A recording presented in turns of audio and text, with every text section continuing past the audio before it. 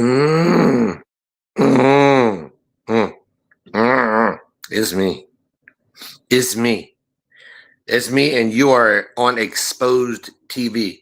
Now, for all of you other people down here at the bottom, there will be a link that if you'd like to come up and join, you can. So hold on. I'll get you your link. All right.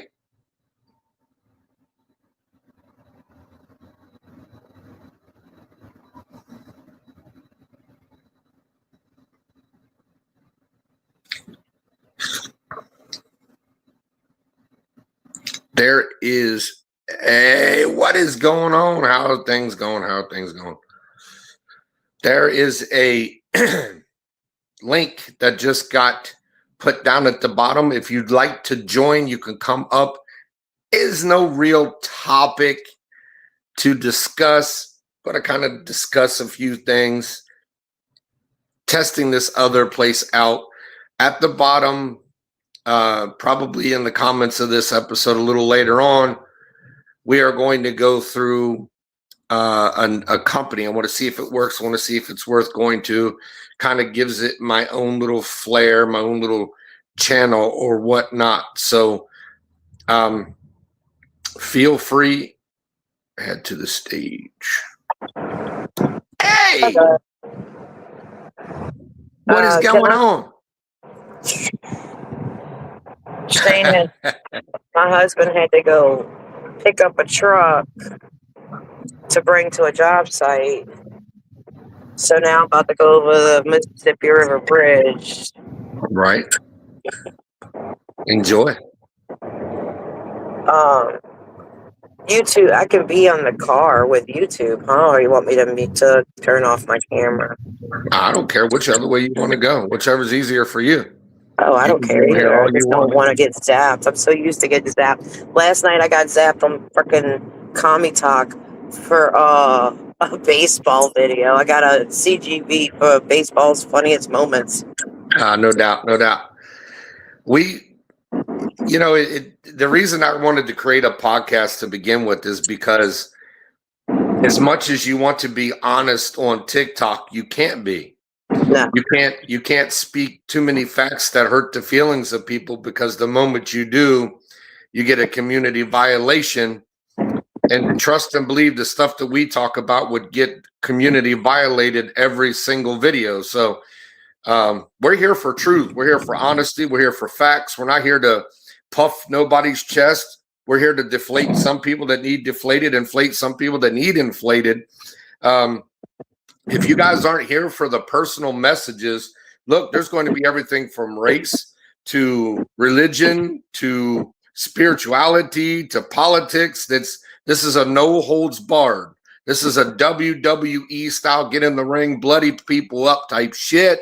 If you're not for that, you can plug out. Club? Yeah, that's right.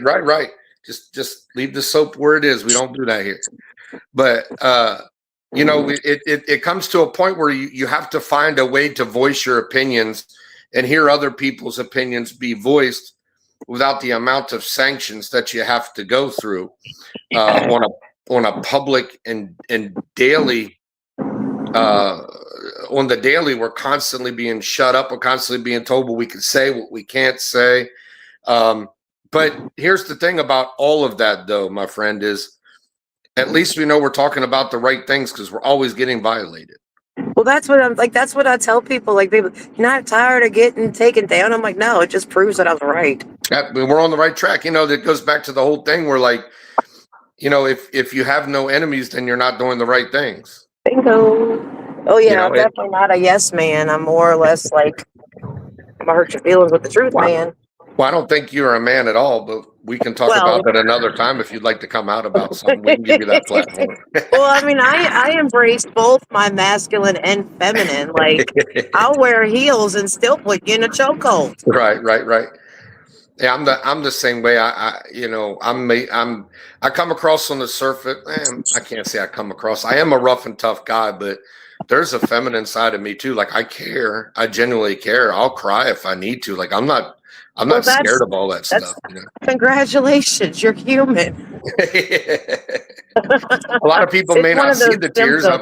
I've done it on TikTok as well, so it's not like I haven't shed tears to help people understand that I'm just a human being and that I feel like everybody else. I learn like, you know, I'm not everybody else. I mean, I'm well, that's okay. So like that right there is shedding the Gen X curse. Yeah. Like, because men are supposed to be early raw. Men are supposed to not cry raw. Bullshit. Men are human and emotion is real.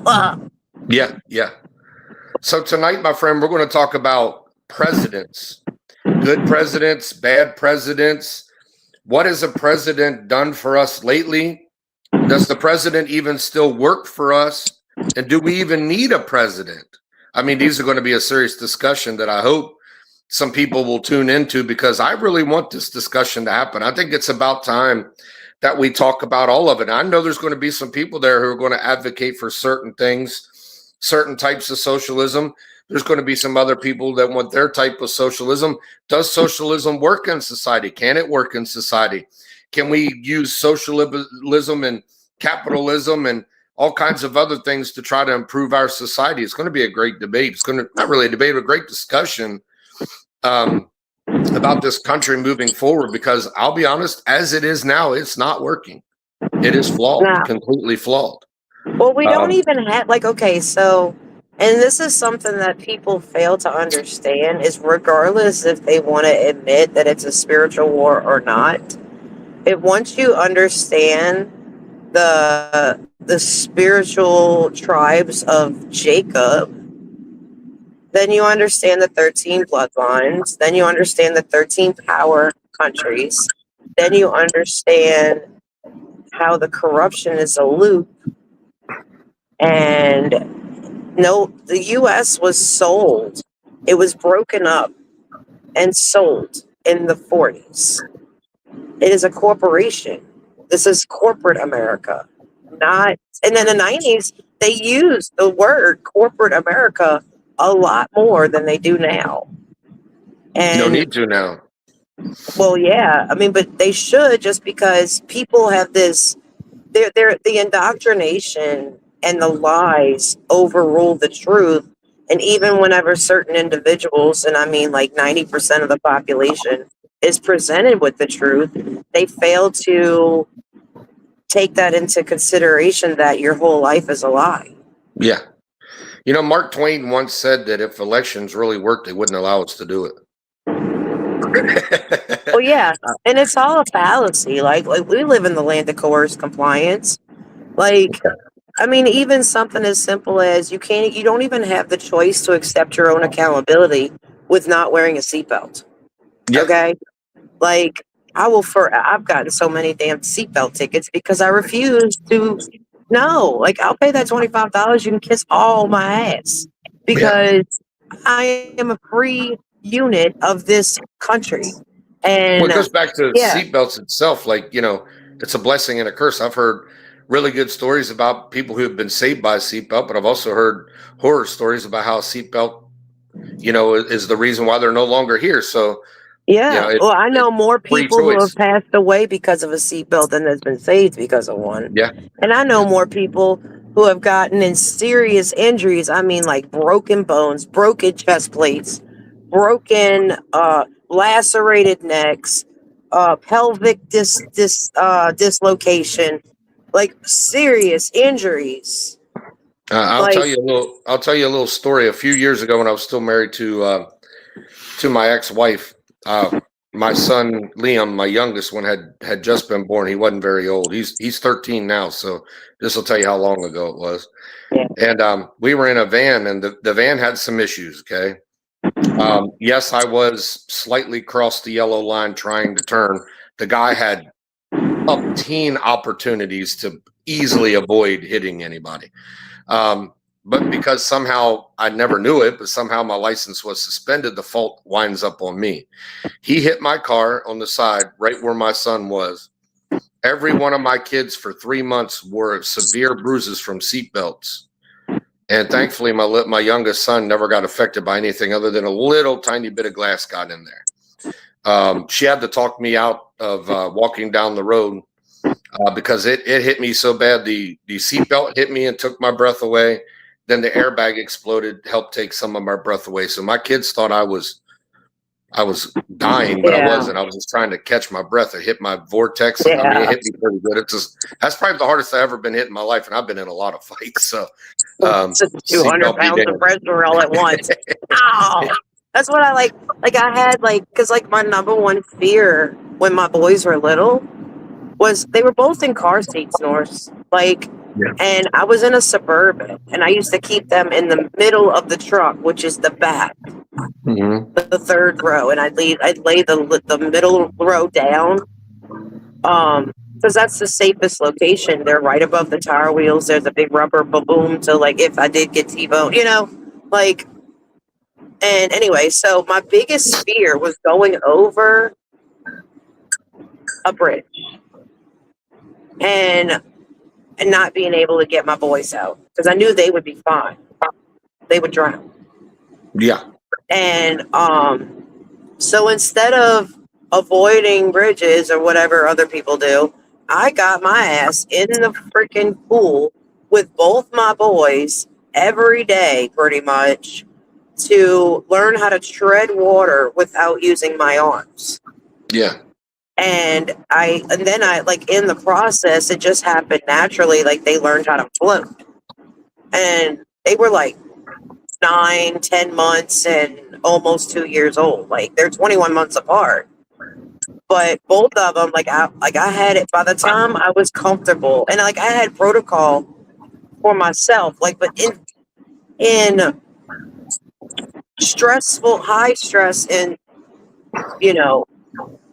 I call it life, but it's high stress situations. I slow down and focus, eagle vision, and I don't panic. The Marine Corps taught us that too, because I grew up a little redneck boy. We were in streams, we were in creeks, we were in rivers. Whatever we could get our butts in, we swam in it. And where I used to live at, there was a Antietam Creek, and the creek come around a bend, and it was really wide and really deep. And I could swim that just fine, currents and everything. But I went to the Marine Corps, and we had to do some training, we were jumping off the side of a ship. And then after you come off the side of the ship, they want you to hold your breath. I didn't know how to do all that stuff, because it wasn't fear. It was the fear of the unknown. It wasn't that I was scared of the water. I loved the water. It was fear of, how am I doing this? So you get taught, with the camis that you have on, that your pants become a flotation device, your blouse becomes a flotation device, and all that stuff. Now, because of that training, I don't fear the water at all. Any aspect of the water whatsoever, a tide rolling in or a wave coming in, or I'm not a beach guy by any stretch, but I'm not. I can, now this is training, but it's something that my kids find very cool. It's say we're at the beach and we're in the Atlantic Ocean. I can put them on my back and swim them out with the waves. They just have to hold on and don't choke me. And I taught them the proper way to hold on, and they know, but I have the body strength to swim a whole ass other human on my back with waves. And I taught Monster specifically, because that was whenever all of that type of stuff was very real in my life. It was my reality. And even though we might have been playing around at the beach, I was still me at that time in that life. And I was just okay, this is what we're going to do. So he learned how to swim with waves, with currents, with tide, with all the obstacles. And he's a strong ass swimmer.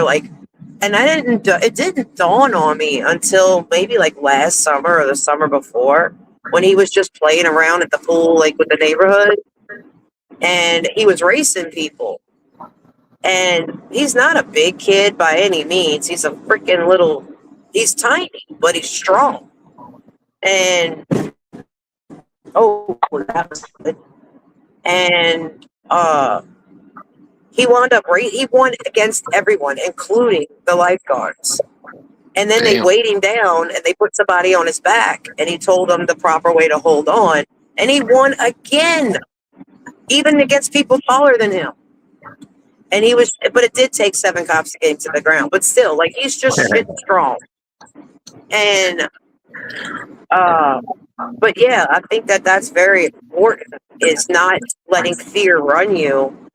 But like, my protocol for the car was, okay, if this does happen, first thing I'm going to do is lay my seat back just enough to where the seatbelt will catch me, but not the fucking airbag's going to knock me out.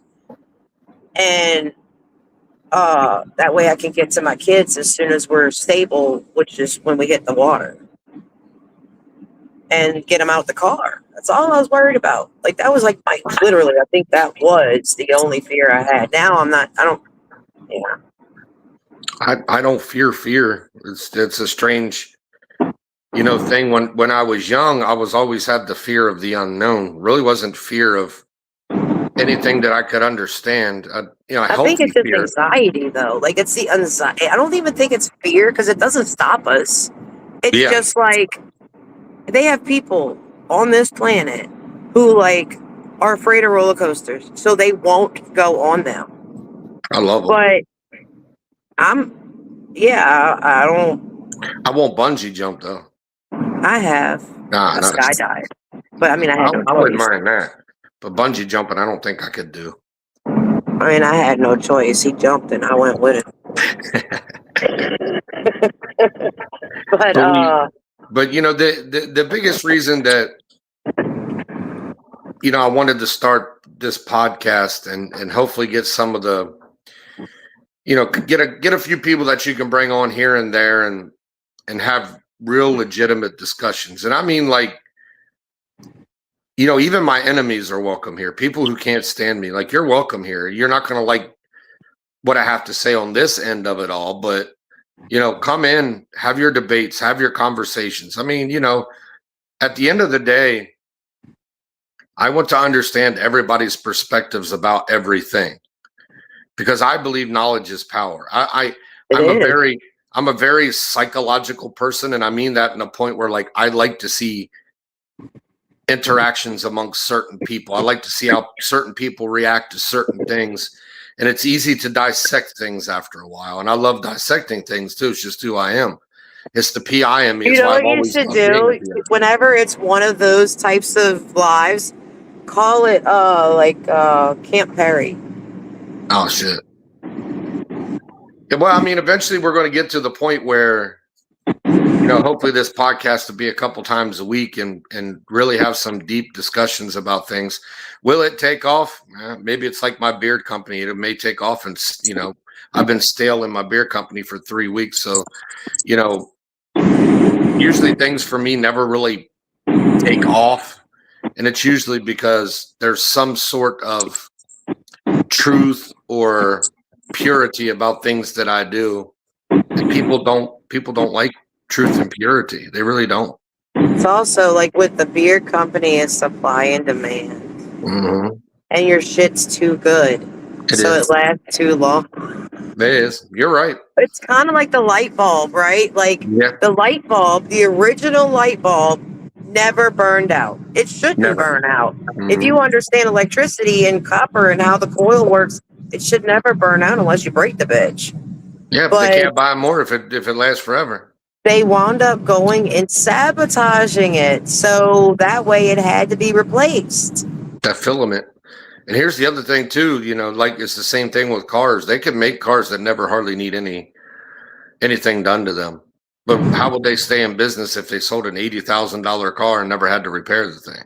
Well, yeah, and like same thing with dishwashers and washing machines and all the things with the new tech. Like, I got a Whirlpool at my grandma's house that has been there since the 70s, and it's literally a pulley system. Yeah. You wind it back, it does its thing. You wind it back, it does its thing. It does not have a computer in it, so it was built to last. So whereas my dad and my stepmom bought a Magic Chef microwave back in the early 80s.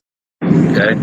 And I swear to you on everything I hold holy, That was the first microwave I had when I moved in by myself. And my dad begged me to give that microwave back to him because it still worked, and the one he bought afterwards had already blown up. It's amazing how some of the older things that you make have been, like the old cars, for instance. Like, you could do anything to them. You could put a Ford part on a Chevy. Man, look, if the older car, and this is stuff because Monster's looking at, he's entertaining like a 74 to 85. I told him to try and get like 72 because 72 and below is all carb. Okay, if whatever's wrong with it, it's the carburetor. Like, just clean that bitch, soak it in some vinegar, knock it out. It's probably got buildup, and your truck will run like a gem. Like, but he wants a diesel so he can pull his camper because traveling it's cheaper to get a camper than it is to pay for Airbnb.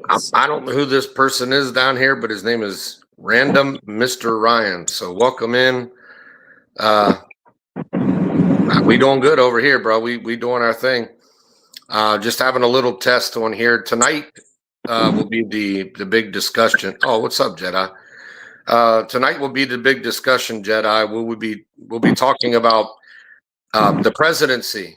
Does it benefit us? Do the Americans still run the presidencies? Does the president still work for the Americans? Is the president even still needed? Is the presidency bought out? And what can we do to talk about good presidents, bad presidents? And I want facts. I don't really want opinions, but that's something we're going to be doing later today, trying to get that up and going. Up here at the top, if you scroll up a little bit, you will see that there is a link. I'm not saying you have to join, but if you'd like to join, you can be put up on the panel. This is just a test, having a little discussion. I'm going to put it on my other channel that I put on the TikTok, so you guys can go back and look through those episodes in case you missed them. So that way it's more of a website than it is a we don't need the government. We can do fine without it, I'm sure. But if we decide to keep the real government, I think a complete and utter purge of what is in there now needs to go, and I mean every single facet of it. Well, see, like when it comes to the government, I have been on this shit since Obama. Okay, like they don't do anything for the taxpayer except for take our money and spend it on other things and line their own pockets. Yeah. Like so like if we was to get rid of the umbrella federal government, all of it in its entirety, and because right now the states only get like 30% of funding. So of that, what they provide, it doesn't come from anywhere else other than what we have provided to them. So if we was to do that, the state would get 100% of the funding. And then we would literally, I don't know, it's crazy concept of United States of America, not the dysfunctional government of America. So when did and I know this is kind of a precursor, we shouldn't really get into it yet, but when did the government stop being for the people? Because back in our days, and I mean only being 47 years of age, there was a couple things back when I was young. One of those things was you never heard much out of the president. He was too busy doing things for the country. And number two, you couldn't tell a Democrat from a Republican except small issues. So here we go again, and I know we're going to end up going back to it being a label. Like once things are labeled, everything is so simplified and so easy to break down. In. Did you know what Louisiana's doing with the damn labels? You know how I hate labels. I loathe. Well, we all hate those. Yeah. But Louisiana is passing something. It's either a bill or a law that you can only vote within your registered party. I'm labeled no party, so therefore they can't. I don't fit a ticket. Yeah, but I'm about to change mine. Mine's going to be independent. I don't really know what else to change independent, it to. It's just no party. They have a no party option because independent, you'll only be able to vote for independent. Hold on, I think that's a public situation. At this particular time, a Republican, Democrat, or independent, like I'm voting for something that isn't that isn't getting a paycheck from other people that can tell me what to do. So that's where I'm at with it all. If you take money Can you see from what's going on over there? What is that? what? Can you see on the other side? Not really. Yeah, me neither. Sorry. Thought he said he couldn't get on here. Thought you said you couldn't get on here, Bo Peep. I figured it out. As long as you figured it out, we're all right, buddy. But yeah, morning. Good morning. Yeah, absolutely. Good morning to you. I appreciate you coming on. This is going to be a good place for us to all have some really fucking hard, but yet fun conversation. There's going to be some of these that aren't going to be all stupid ass, like drama ass filled bullshit. There's going to be some of these that are going to be fun. I'm going to bring up some of these that are just bring your best comedy, give me your best shit, no holds barred type shit. But I created this because there's just things we can't say on TikTok that, yeah, maybe we get a lot more away with it here, but because I feel like YouTube's other than Facebook is about the only place you can get away with more shit than most. So I mean, it honors 1A in a weird way. right. The bare minimum, and then even that, it's you have more freedom over here than you do other places. Yeah, but here's the thing too that I want people to know is that there are going to be guests on here some people don't like. There's going to be guests on here other people don't like.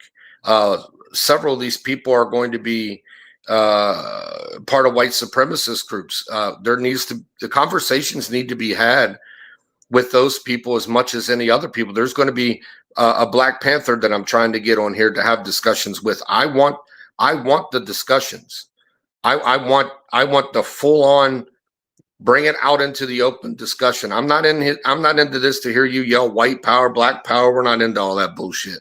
I want to have those deep down conversations of who, what, where, when, why, and how. Well, I mean, but I'm a firm believer in understanding resolves majority of conflict. Well, yeah, that's where we want to be at. I want to come to, even if it's not an understanding in that particular fact, but it's knowledge. Understanding. Yes, it's a knowledge for me. Where did Jedi go? Did he pop off again? I am here with he took his picture off. Camera. That's all right. I didn't want to look at your Smurf ass face anyway. Listen. But there has to be these discussions, Jedi, Katie, these discussions have to happen. There has to be an understanding of what, in every way, shape, or form, religion, race, all of this has to come to an understanding about where we're at, where can we go, what is needed. Because in the end of it all, none of this shit matters when the government is bending us all over with no lube. Does a race really fucking matter to you that much that you're willing to overlook child pedophiles, child eaters? I'm the enigma in most of that. Like, I am not white. I look white. I am not religious, but I do believe in say white passing. You're white passing. That'll be their excuse. Like, my daddy wrote my daddy was a man whore and he ran out of donor. Okay. That's right. My dad was too. I just never gave any more donations. Imagine being such a so my grandfather, my dad's dad, he was a man hoe. I think he had don't quote me, but 14 kids by 12 or 11 different women. So he got around. He was like the Beach Boys. He got around. But my dad, I guess, tried to emulate that, but he was more into prostitutes than he was trying to make anything work. So that makes sense, though. Pay for it when you won't get it at home. Okay, whatever floats your boat, I guess. I remember the day he came to my work and blamed me for having sex with his wife, which was my stepmom, who mentally and physically abused me all my life. And I laughed at him. I don't think he liked it. I said, imagine rewarding the one person on earth at this particular point in time I can't understand with my young cock. That makes a lot of sense, doesn't it? And he didn't know what to say. I got proof of it. I'm like, man, I got to hear this. Like this is something I got to hear. Now, I don't know if you ever saw a picture of my father, but me and my father, he spit in his hand and rubbed one off. There I was. We're identical. And a lot of the things we do are identical, and we cough exactly the same way. and he had a tape recorder in the bathroom, and somebody come in coughing. I looked right. I said, "That's you, dude." He's like, "That ain't me." So hours go by, and he comes home back to my work because he came to my work. First off, why would you be in the bathroom with your parent you loathe? Well, he's saying that supposedly I'd had sex with her and had gone to the bathroom to relieve myself, which the bathroom was in the bedroom. We had a 3-bedroom bed. And it still don't make sense. Like, I'm going to keep this 100% honest. My dad's never had a good looking woman. Like, the best thing he had was about a 3.5 out of 10. And that was my stepmom. Like, nothing at that time. I was I was engaged to a blonde haired, blue eyed, a bed beast, I guess is the best way to put it. Like, why do I go to an 8 out of 10 to a 3.5 out of 10 for what? I get anything I want at home, literally. Like, I don't have to come to you to get or come to your leftovers to get any kind of pleasure. Like my stepmom at that time we always called her Miss Piggy, but she was losing her hair then. She was one of those women that put like 40 pounds of hairspray to keep her hair in a puff, so you didn't tell that she was losing her hair. Yeah. Looking like a Holocaust. Looking like a Holocaust victim. Like, I don't into that. I choked on air with that one. Oh man. Well, yeah, but like, I don't get it. Like, it's insecurity and personal projection that clouds like common sense. Well, you know how he got rewarded for all that. He wasn't even probably in his 50, 51, and he was impotent. So that's okay. I got a friend of mine that I'm about to replace his well, I can say it on here. I want to play a prank on his ass because I don't like the fact that he's 54 with a 24-year-old. Oh, no. So I told him I'm gonna replace. Oh, I told my husband this. I was like, I'm gonna get a hold of some Valium, and I'm gonna go break into his house and replace his blue chews with Valium and see if his 24-year-old stays around much longer. Can we have that conversation while we're on here? Let's have that conversation since it ain't taking. Hold on, something's going on. Oh, they're moving a house. A whole house. Listen. Is it into you guys' perception? This trailer and leave with it. Oh yeah, definitely, bro. Absolutely. It's a whole house. It's not even a trailer. It's a whole house. Yeah. They must have wanted the Clinton Library to move into your area. Well, this is the opposite way. I'm headed home, but that's the whole house, guys. Let's talk about moving. I bet you that they taped down the cups in the cupboard. They didn't take shit out of there. They didn't. No, that is so cool. I want to move. Well, I got a brick house, so I wonder if I can move my house. Like, I like my house. If I had to move. So, can we agree that if you're in your 50s dating somebody in your 20s? See, I just have an issue with. There has to be some kind of underlying pedophilia there. I'm sorry. I feel that deeply. It does. And I think that the context of our conversation that we had prior to was certain someone's husband that groomed her at 19. He was in his 40s and she was 19. Didn't know no better. But at the same time, it's like, oh my goodness, my cousin's calling me. Hold on, I'll call you back. But I just have an issue with, if you're old enough to be the parent of said partner, then you're crossing a bunch of lines. And then I have the same question too. What on God's green earth do you have in common with someone who is old enough to be your daughter or is friends with your daughter? And they want to talk about maturity level, but kids nowadays are 21 and have the maturity level of someone 14. So how do we rectify that? I know 30-year-olds who are dumber than my 18-year-old. Like how, what do you have? Like, they have people like, they're making content, right? But like, this is real life. Like his wife has no clue about nothing, but she's half his age. Like, what in the world is there's something wrong with that man to be attracted to somebody who don't even Tell know? me, Jedi. I know you got an opinion, Jedi. Yeah, like I got issues with that. I mean, there's wood chippers for this situation. I'm just saying. I'm probably. I mean, And they're both consenting adults. So, I mean, we can agree with that, but like, you can't tell me that like the girl hasn't had. Let's just say it's a man and a girl because it's the situation you brought up. The girl has got severe daddy issues, and the man has got some like very deep pedophilia thoughts in his mind. Look, so before I met my wife, because we've been together going on 6 years, our marriage will be 3 years in August. Okay. I was on dating sites. I hated them. I'm just going to tell you right off the dot there. So I got into this one dating site. Now, you know, we're on here, so I'm going to say all my personal shit because I don't really give a fuck. This is my channel. I'll say what I want. I'm not attracted to black women, and it has nothing to do with their features. It has something to do with what's what below. I don't want a burnt roast beef sandwich. That's just where I'm at with that. But there used to always be black women who always came and wanted to date me. When I'm okay with that. But in my profile picture, it said, in my profile, it said, if you are under 30 years of age, don't contact me. And 30 to me was like, thank you. Bare minimum. Like you would have to be a really mature 30-year-old woman for me to have that a consideration. That's that barely legal that we find on the tube. Right.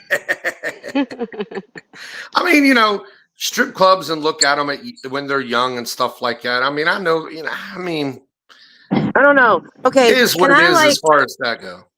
I need to, oh look, they're building pontoon boats. Anyway, I have to voice my disgust on that whole thing. Like, just last night and this morning it continued because my husband was driving before and he like I was replying back to a comment somebody wrote on there. You just have to know, you have to be a redneck to understand that the term daddy is a term of endearment. And I'm like, look, I'm redneck. There is absolutely no fucking way that the word daddy will turn me on. I have 2 stepdads and a father, and they all repulse me. Just come on, Jedi. No, come on, Jedi. You got a comment for that, bro. Don't tell me you ain't got a comment for that. If a girl calls me daddy, that's a fucking red flag. That means you got daddy issues. That means I am running. Who thinks of their dad in a sexual way? Like, that's weird. I don't give a fuck if I have to jump through her fucking window to get the fuck away from her. I am out. I am fucking out. I got mine. I'm good. I was sitting here. Jedi will fit through the crack of a window, so you're good to go. Shane was like, I mean, he's got a God complex because of me. Like, right. Like, because it's, oh God, and like, oh, let me worship you. Like, what the fuck? Like, it's the same thing here. Like, I've never been treated this way in 20 years of fucking marriage. Like, this was all new to me. Like, I don't know how to act, and I've told my wife exactly what you just said. Like, I feel worshipped. You know. Well, like, you know what I call worshiping, but anyway. Yeah, we got you. But yeah, listen, and you know, you guys out there that have a great relationship, and you're 56 and she's 18. Good for you, bro. But I'm sorry, you've got some pedophilia in your background that you waited till later in life to take care of. I guess in some ways you can kind of respect. And what kind of that, conversation are you gonna have besides? Because like intimacy, right, is not physical contact. Intimacy is what you're doing when you're not having sex, right? Like everybody is capable of sex, and if you're good at giving directions, you'll get exactly what you want every time. Right, there you go. Right. But the whole thing, like I constantly am explaining to people, like sex is one of the other. What's the other 99? Like, what kind of conversation can you have with someone who doesn't have a fully developed frontal lobe? Yeah. Well, nothing of substance anyway. or all of their context corroborating stories or examples, or it all comes. Well, when I was in high school. Well, I don't. Well, give a when fuck you if were in you're high school, I was in Russia, Right. making sure that the U.S. stays alive. Like, what the fuck? No. No, we can't do that. Matter of fact, there's a guy on TikTok who used to always come after me all the time. He's a veteran as well of the Army, and he still comes after me with this whole WS shit. And I found out he's like 53, and his girlfriend is like 24, 25. And I'm like, you're coming after me for being a white supremacist when you're doing pedophilia right in front of everybody. Who the fuck are you, bro? Like I just don't more get concerning. And I mean, I get, I do understand, because I have people in my direct contact that are like that. Doesn't mean they're a bad person. It just means that they have a fragile ego. And I'm the one, I'll hurt your little feelings. Which one you talking about? Which ones you talking about? Jason. No, I'm saying what group of people were you referring to? The ones that have the girlfriends that are okay. like my husband's best friend for 16 years is we live up here, and they have the company together. But it's like, bro, you're a millionaire.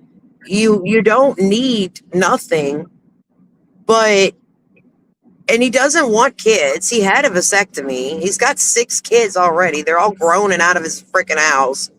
Like, he doesn't need nothing.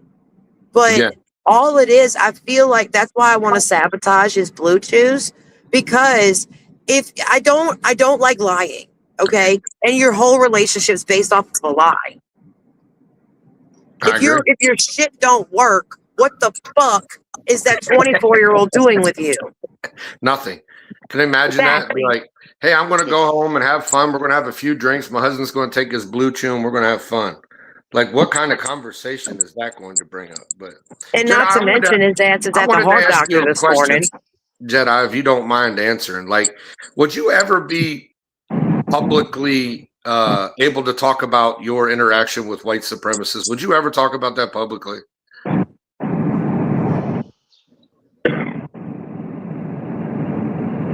Yeah, why not? Fuck it. I mean, no. I don't want to be like that. I want it to be. I'm being honest. I mean, it's part of my past. I mean, it's a past for a fucking reason. It's I mean, I'm talking about how those people that live where you live and the understandings you guys have came to, like, you know, there's a picture always painted about, and I'm just going to say, I don't give a fuck, man. I really don't care.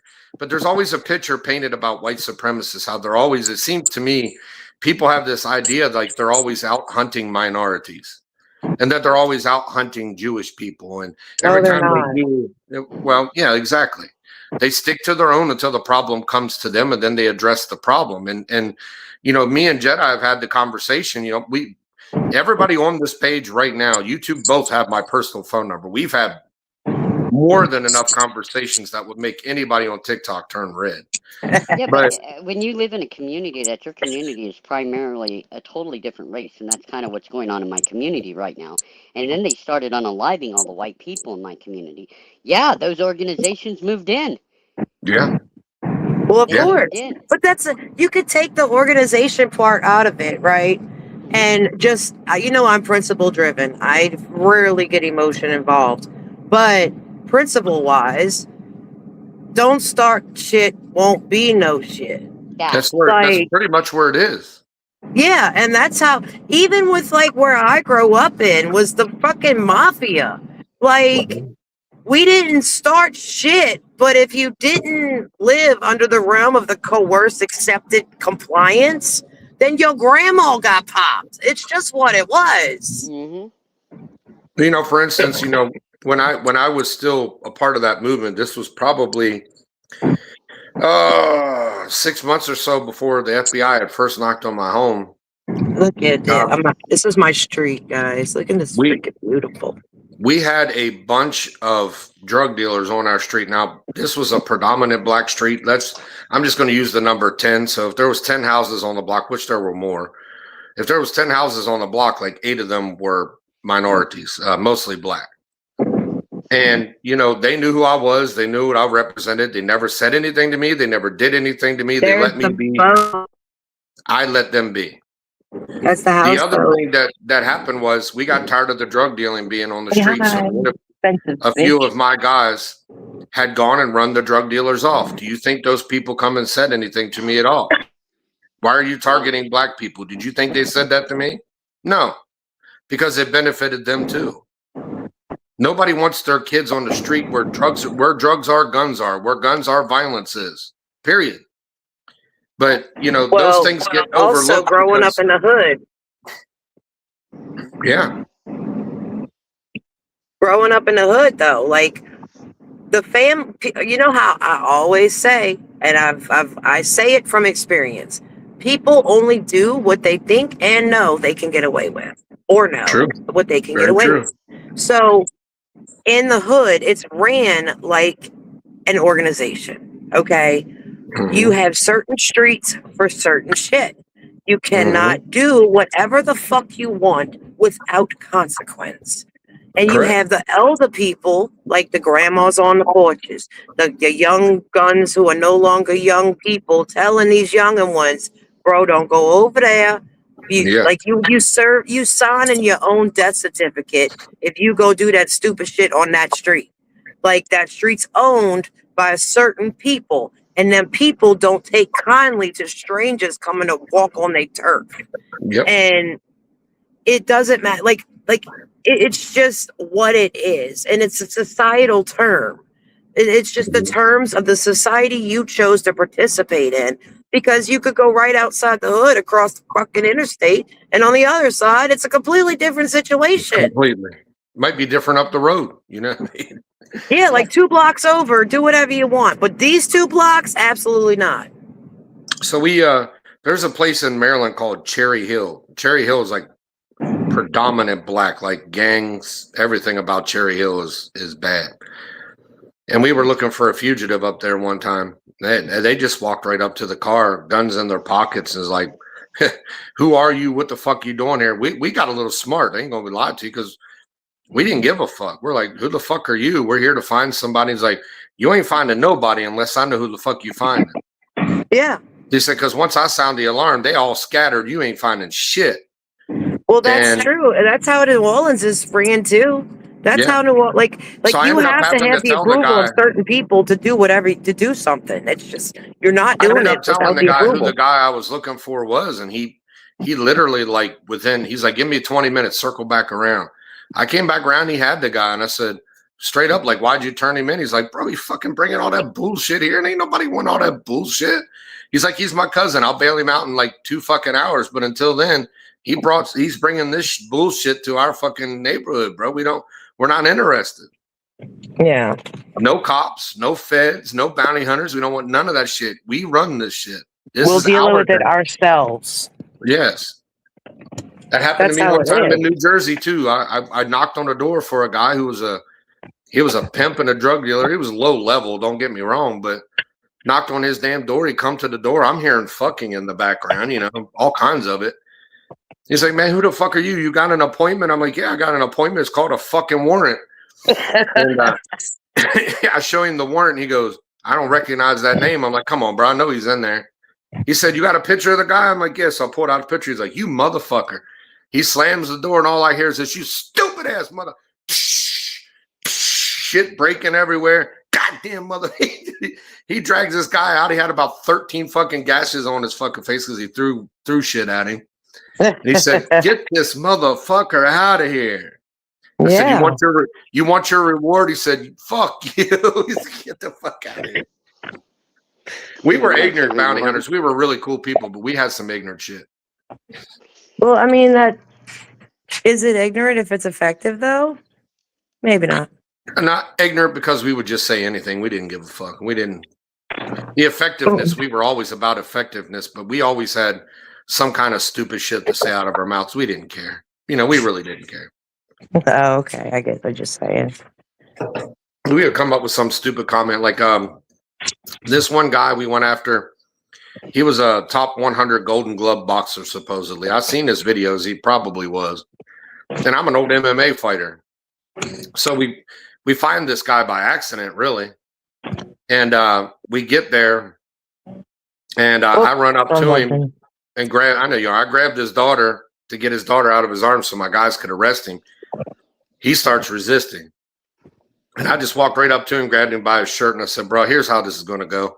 I know you box. I am MMA. I said, this is not going to go the way either one of us want this to, bro. No. I said, put the cuffs on. Let me get you to where we're going. Let's have a conversation, and then let's figure out. So he was in Texas and got caught with a roach. And his lawyer told him he was going to do 4 years for a roach. I'm like, fire your lawyer. Fire your lawyer immediately. He's like, what do you think's going to happen? I'm like, they're going to smack you on the wrist and say, don't come back to Texas. And long and behold, that's the guy I dropped off in Louisiana. Or I mean, in Louisiana. That's where I was up. That's the guy I took care of when we went to New Orleans. But well, you know how the judicial system works, right? The judicial system only cares about the funding, and they have to have that 99% conviction rate. Yeah. Otherwise, they don't get the full amount. Well, your conversation with my son yesterday must have done something to him. Why? What you mean? Because he didn't believe it at first, and then I showed him some laws, and he's like, bro, I'm not having my dad going down for some fucking, child charge. All I want to do is fucking vape. I mean, we came to a really good agreement yesterday. I hope it pans out. I shouldn't have to make agreements, but I guess for the betterment of this house, we're going to give it one last try. I mean, this is like the 10th try, but we're going to give it. So you got to run your family like you, the mafia boss. I'm just saying. I mean, brother, check out New Orleans over there. She just running like she got a mob going on. I gotta be honest with you, bro, and I gotta be honest with both y'all. Like, I run a tight ship, and if I ever get back to running my house and my kids like I did back then, I would it make my kids better? Yeah. Would I feel better? No, because I couldn't handle. I had too much going on myself to be able to discipline kids. If I hope that makes sense. So now that I've gotten older and I've addressed myself, now I find a better approach to doing these things. Now I feel like I'm kind of starting all over again at a later age. But, Katie was there, when all that shit happened with my son at first, like, bro, and I mean, I hung up because I didn't want her to hear anymore, but it's like, don't fuck around with pops. Like, we had a conversation and I told him some things that not a lot of people know. But if you think Dad is a slouch and that I'm a bitch, then I'm sorry that you feel that way. You don't have nothing to prove either. Like, you want me to prove otherwise? Because I can. Oh, but why would you want that? Why would you want? Nobody wants that, dog. I'm being straight up honest with everybody. Like, any of these people can think I'm a bitch all they want. That's cool. I mean, I don't really care to a point, but like, so there's a guy on here. His name is Reborn. I think Jedi may know him. He's having a Norse style camp out at his house in 2027. I'm gonna be there. A Norse style. What is that? Like primitive camping?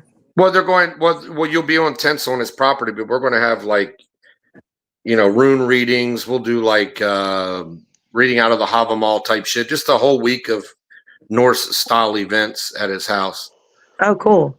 But I'll be honest, I'm not going there for that. I'm going there to hoping some idiots show up so I can finally get in their faces and ask a few questions. I want to go. Can I go? Like can I be your stowaway? Just put me in a package. I'll ship myself. You're allowed there, period. You just have to RSVP. I want to go. I really do. Like, I just want to be there. Like, I'll be like your secret weapon. Yeah. Oh, shit. Don't turn her loose. Don't fuck somebody up. That's worse than bioweapons. Right. Just pull her out of your pocket and be like, this is my secret weapon. I won't be on anybody's radar. I'll be a good person, I promise.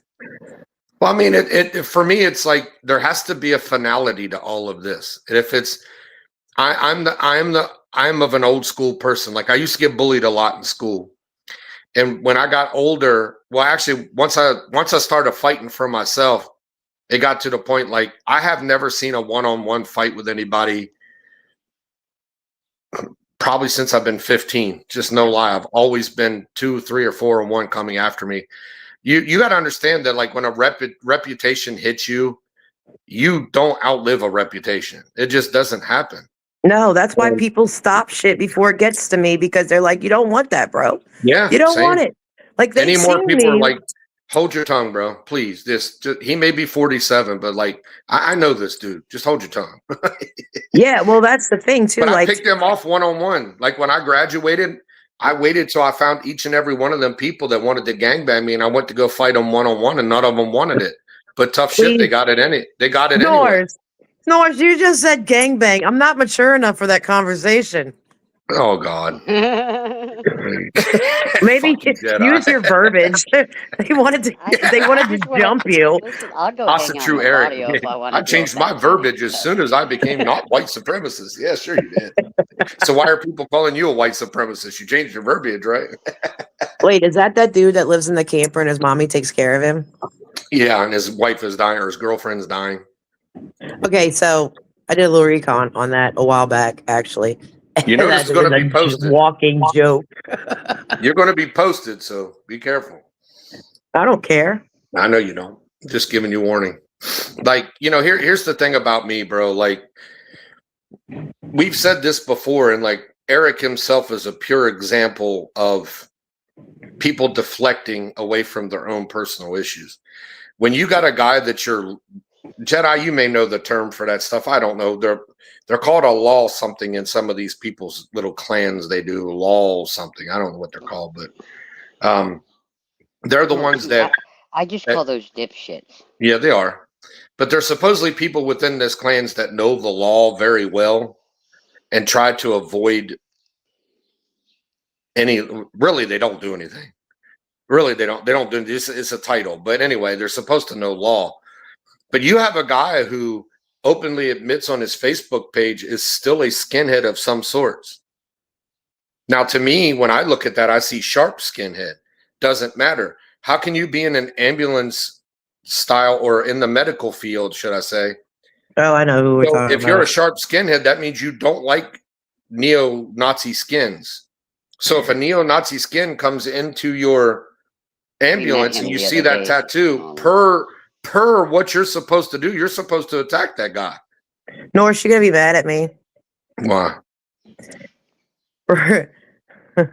Remember when I kind of mentioned about that? That dude was in your neck of the woods. He was 2 hours from you. Probably. Oh yeah, he was. I looked it up. I found him. And I was I'm not telling Norris this. Well, you should have, because I'd have made a trip. I know, but I chose not to because I don't want you to go back to the Fed. Bro. Wasn't it that guy that was in your live the other day in New Orleans? No, it's some. This is the way it works. Like for me, all I have to do is place myself once in a situation. And it's not even a situation. It's more or less just making myself known that I am in this live. And then here comes 20, sometimes more canaries spewing all the beans. Yeah. And once again, it doesn't come down to the fact of, like, you can think about me all you want. Like, I have my thoughts of Jed. I have my thoughts of you. I have my thoughts of everybody. Like, no, fuck you too, Norris. Oh, I know. You want to hear my thoughts? I'll tell you, you little fucking fairy. Tell me my thoughts. I want to know my thoughts. I think you're a genuine person. I love you to death. It's always going to be my thoughts. I think you're rough around the edges, but I also think a lot of times life has hardened you to the point of being used so damn much that you just don't care to be used no more. Because there's been times where I've wondered, and I've never, like, it wasn't in my brain, so I don't want you to think that that's what was in my brain. But I'm going through all these things, and I'm calling you up, and I get off the phone. And you know me, I always think shit over, and I'm always thinking, why didn't she just offer to hand me some money so I can pay her back? And then once again, in all of my thinking, I'm like, this fucking woman does this shit all the fucking time. Like burnt left and right, knowing I wouldn't burn her, but I'm the same fucking way. Like, I just don't want to anymore. You know, there's people out here that are homeless. I feel sorry for them, you know, but I've given you so much money and I don't need thanks and like, thank you. I need thanks to see you get up off of your ass and make something better of whatever it is, dude. I'm just not seeing it. So why do I want to empty my pocket of the last $25 I have to send you something when you don't want to improve your life? Well, I'm an enabler. I've become an enabler. I will offer, like, I only help people, like, I can help you if you want to help yourself. And I do that by offering a job. I have offered jobs making $10,000 a month to several people. That's right. None have taken it. I haven't either. Just what it is. Like, if you can't help yourself, then why? Yeah. What can I do? I still respect That's the best you. gift. That's the best gift in the world, though. I mean, that's more important than just handing somebody money. You're teaching a man to fish versus giving a man a fish. There you go. There's a difference. I mean, I deal with this shit daily, like with my family. My family thinks that my money is theirs. No, it's not. No, like no one is above anyone else. Go out there and earn it the same way we did. I agree, 100%. But like I said, I don't run on a cash system. I run on credit. Like I can't. That wasn't what was in my mind. I just, you know, when I sit back and think things over, and I'm just like, why didn't she just say, Norris, I'll give you whatever. I don't even know how much it was at the fucking time, to be honest. But I know when taxes come back, I'm just going to pay your ass back. But here's the other thing too. I'm like, if she does that, she thinks it creates habits, because I'm the same way. If I do it once and I get into a hard time again, who you think I'm calling? You know what I mean? Then it creates a habit. Next thing you know, you feel like a fucking ATM and not a friend. I'd rather stay away from that. I'm different. Like, I'm not going to ask. I will not ask for help. I will. Me neither. Look, I will live in a fucking garbage can.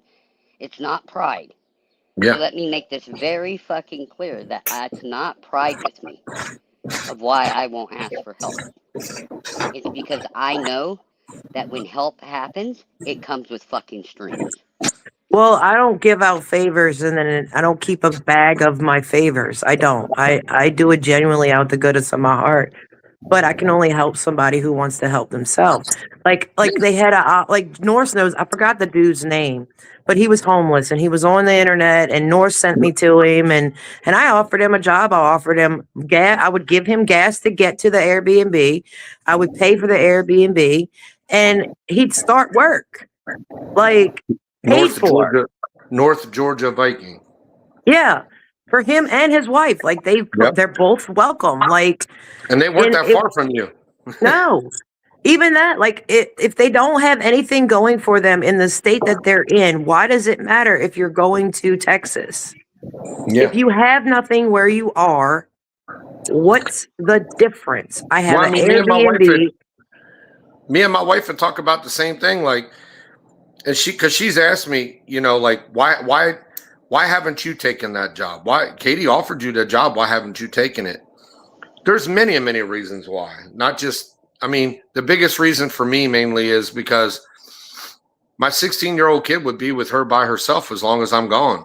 You see what I have to deal with. I'm not letting her go through that bullshit. You know, then something happens, I have to leave. It just well, yeah, and it's like the same week that you were contemplating, the shit happened with all the freaking vapes. Like, I remember that. Yep. It's like, that's like a perfect example of like why you can't. Yeah. Because you have insubordination. But I asked her plainly, I'm like, if we were in this North Georgia Vikings situation, we had no kids, I got nothing, you got nothing, are we going? She's like, I'd live in a car with you. She's like, yeah, I'd fucking go. She's like, that's stupid. You know, she's like, go there, work for a while, establish yourself, and if you want to come back here because you found something else, then we do it. Because her idea when we retire, we're just getting an RV and traveling. Like, I don't want to settle down. Well, like, that's the thing too, is okay, like, I can tell you exactly after taxes with no dependents, right? Starting pay After taxes with no dependents is $2,052 a week. It's crazy. And Some people get that in a month. And so after 4 weeks, and your housing is paid for, so it's like after 4 weeks, it's over $8,000. If all you're doing is buying food, you should have at least 5,000, and it's a 4-month long job. Yeah, $20,000 capped in the bank. You can live off of that if you're smart the rest of the damn year. yeah. That's a part-time work. Most people make 30-some thousand a year. You're making it in 4 months. But people don't. So let's just be truthful. Like, people don't know how to live within their means. That part. They I catch shit all the time from like people in my face. Like somebody actually asked me, "What's that car note?" I was like, "What car note? I don't have car notes." Yeah. And they were like, "Well, what? And I'm like, "I save every month for like I have a fund that is if I need a car, I can go buy one. It might not be the best of the best, but it's what I can afford." Whatever I'm looking at, like it's, and then like right now, like I've been saving up for, well, I mean, like we had to buy this house, so that was my little money that I was saving. But I do like I put away $200 a week, and I call it my rainy day fund / next car. Yeah. Like, my dad didn't teach me a whole lot of things, and he really didn't kind of tell me. I guess I kind of learned through hearing and watching, but like if all of the things that you're doing other than your important bills equal more than 2 of your paychecks a month, you're not living. You're floating. You're not done. Even floating. Because that, like me, I don't live above my means. It's not really my fault, but it is. I could have got a cheaper car, but that car's $588 a month. That's not bad. That's $588. Yeah, but that's $588 out of a mainly $2,000 paycheck I get a month. Yeah. So the insurance on my car is $200. So there's $788 alone goes just to a car payment. That's almost half my paycheck. That's why I save $8 because, and I don't even save it. It just happens naturally because, like, my husband doesn't. We have our money split, so we live off of credit, and a lot of people don't know how to use credit properly. We don't have debt. My credit sucks. It's like 515 or something. We don't use it like we don't. It's not credit is meant to extend. It's meant to replace your income, not extend your income. And so, like, I have a credit card for the house. I have a credit card for me, and my husband has a credit card, and we pay it off every month. Like, and it's a fresh start every month. So if I need to say, like, the interest doesn't accumulate, I never pay interest. Never. Exactly. I've never paid interest except. Well, I mean, I learned the hard way when I was younger, but like I never pay interest because I pay it off. Like, and then we don't touch cash. My husband has like I get the per diem, which is split. That's how I run the house, the groceries, the car insurances, the lights, the water, the internet, and the credit cards. Like everything comes out of per diem. And then his check is, I mean, we pay a hefty tax fine at the beginning of the year. So like his check is for taxes. He just ordered me tires for the vet, which was $2,000. Like, I have a cushion. Like, I guess that's why I just have peace but I've done the hard work and I utilize the discipline to attain peace. Yeah. See, the longest job I've ever kept in my life was a little over 2 years. Yeah. And in my younger days, it was because of, I don't really know if I want to call it insubordination, but just not caring maybe. And in my older years, it's because people don't like truth. So at my last job, not the one I work at now, but the one I worked at before, the owner of the company was a hawk. Like he was always there, always checking in, always had a comment, always had a suggestion. And it's like, dude, you're overbearing. Your business isn't running well because you're overbearing. He's a perfectionist. The shit had to look professionally done, like, or it was considered trash. But anyway, you're talking about the glue dude. Yeah, motherfucker didn't even know what he was doing. Yes, I Anyway, long story short, I forget what we were even talking about. Insubordination, and y'all have so clashing. with that guy, he had come up to me when I first got there, and he's like, Dwayne, I always want you to keep it honest with me. And I asked him, like, I said, are you sure? I said, because I'm a brutally honest guy. He's like, absolutely. I prefer honesty and loyalty. And I'm like, I didn't want to tell him it, but like, I don't do loyalty, but we'll do, you got to earn loyalty, and you're not going to do that as an employer. So it come down to it. I was telling him all the things, being honest with him. He loved it until the moment I got honest about him, and he wanted nothing to do with it. Well, it was no longer honesty. It was now I'm attacking him. Bingo. Like the loyalty, though, there's different forms of it, and with an employee, like you have to understand people's definition of loyalty, because like we have for him it was bowing down. He wanted somebody that would kiss his ass. That's what his he wants him loyal to you regardless of like that's what he wants. He wants him loyal to you regardless if he's a piece of shit or not. No, buddy, that's not how this works.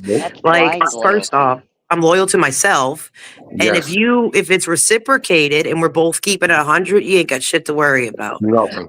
But at the same time, like we have a supervisor that my husband's been with us since the beginning, 16 years ago, right? He's not loyal to the company, but he is loyal to my husband. And that does not mean that he don't go where the money's at. Right now he's working for a different company because he did the job, and he's like, throw him out. It doesn't change the fact that we respect him and love him as a human, and we understand. But where do some people find that as a blast in the face, though? Like, I don't ego. Like, where do we get to the point where we don't want people we love and appreciate to better themselves, no matter what that is? Ego. It is.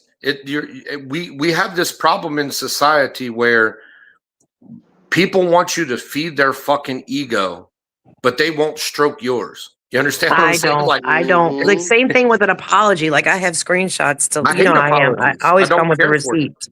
But like my sister-in-law, not too long ago, her ass was crying because I wouldn't accept her apology. And she got everybody else emotionally charged. And I was like, why would I accept your apology whenever you made it to where I'm not even welcome in the family anymore based off of lies? But an apology is a word. It's a word. I'm not stroking your fucking ego. Like, so she was sitting there and she's like, I never did that. I never said that. You are allowed over there, blah, blah, blah. So I sent out 2 text messages. I sent one to her cousin and one to her brother. And I was like, am I allowed at your house, at your family functions, anywhere? No. And they both said no. And then Ashley went into even saying, you're not even allowed at Mo's house because of the bullshit. And I'm like, exactly. That's somebody across the street. Like, and it's all based off of lies. So I sent those 2 screenshots back of people corroborating what I was talking about while she's lying. And then 30 minutes in, I'm back to being a bitch and everything else in the fucking earth, the worst possible shit you could possibly be, because I will not stroke your ego for your own self-appeasement so you can diminish yourself of your own guilt through a word. I have eyes and ears, bitch. I can see. So we have this thing too where here in the Norse community on TikTok, there have been a ton of people lately coming and apologizing. And, look, let's just be honest. I'm old fashioned. I feel like if anybody can apologize, who am I to not accept it? But that word doesn't mean anything to me. I'll accept your apology. Sure. Fine. Okay. If that's really where we're at, I'll accept your apology. But for me, it's like, why did you guys entertain all the damage being done to me? And now you find out I'm not that person anymore. Because now all of a sudden you're woke up. You awaken. Oh, no. It happened to them. And then they're like, oh shit. Humans only learn through emotion. So but the thing is that if you would have just did the right thing the first time, an apology would never be necessary. But see, the thing is, like, Norse, go ahead, you've heard me say it before, Norse. I said what I said. I meant what I said, and I ain't fucking apologizing for it. Correct. I felt a certain way at that point. It is what it is. I ain't fucking apologizing for it. There's too many people that have made me feel like I had to apologize for shit that I didn't even fucking do. I ain't apologizing. No. I haven't apologized yet, nor will I. What am I going to apologize for? Like, I didn't do nothing. Speaking my truth. The system is a narcissist, though. Like, the entire system that we live in is a narcissist. Like, so if you know that it's knowledge is everything, but unless you have the ability to apply it and move accordingly, then It's not for you. It's not. What are you doing with it? Like, Well, you know, the thing is, me, you, and even me and Jedi, we've had some, especially me and you. I mean, we're like brother and sister. We've had some really fucking deep, serious conversations. Yeah. That if I'd ever said those things on TikTok, you know, they'd come after you for it. Yeah. But it gets to the point where, like, my truth is my truth. I've never shied away from my truth. The problem is with these people, and we've discussed this too, Katie, and a little bit with Jedi. These people saw a man that stood on principles, that was a solid dude. People don't want his story to grab a hold, because once that story grabs hold and people understand it and love it and appreciate it, the attention now leaves from them, their ego has given them this idea that their opinion matters more than anybody else's. Well, it's like, but you in particular, you've been like 12 years ahead of your time. Like you're moving too fast, but not slow enough. Like, Yeah, I mean, not fast enough. You're ahead of your time, because it's like there's so many examples of, I was saying this shit a decade ago, but now it's relevant.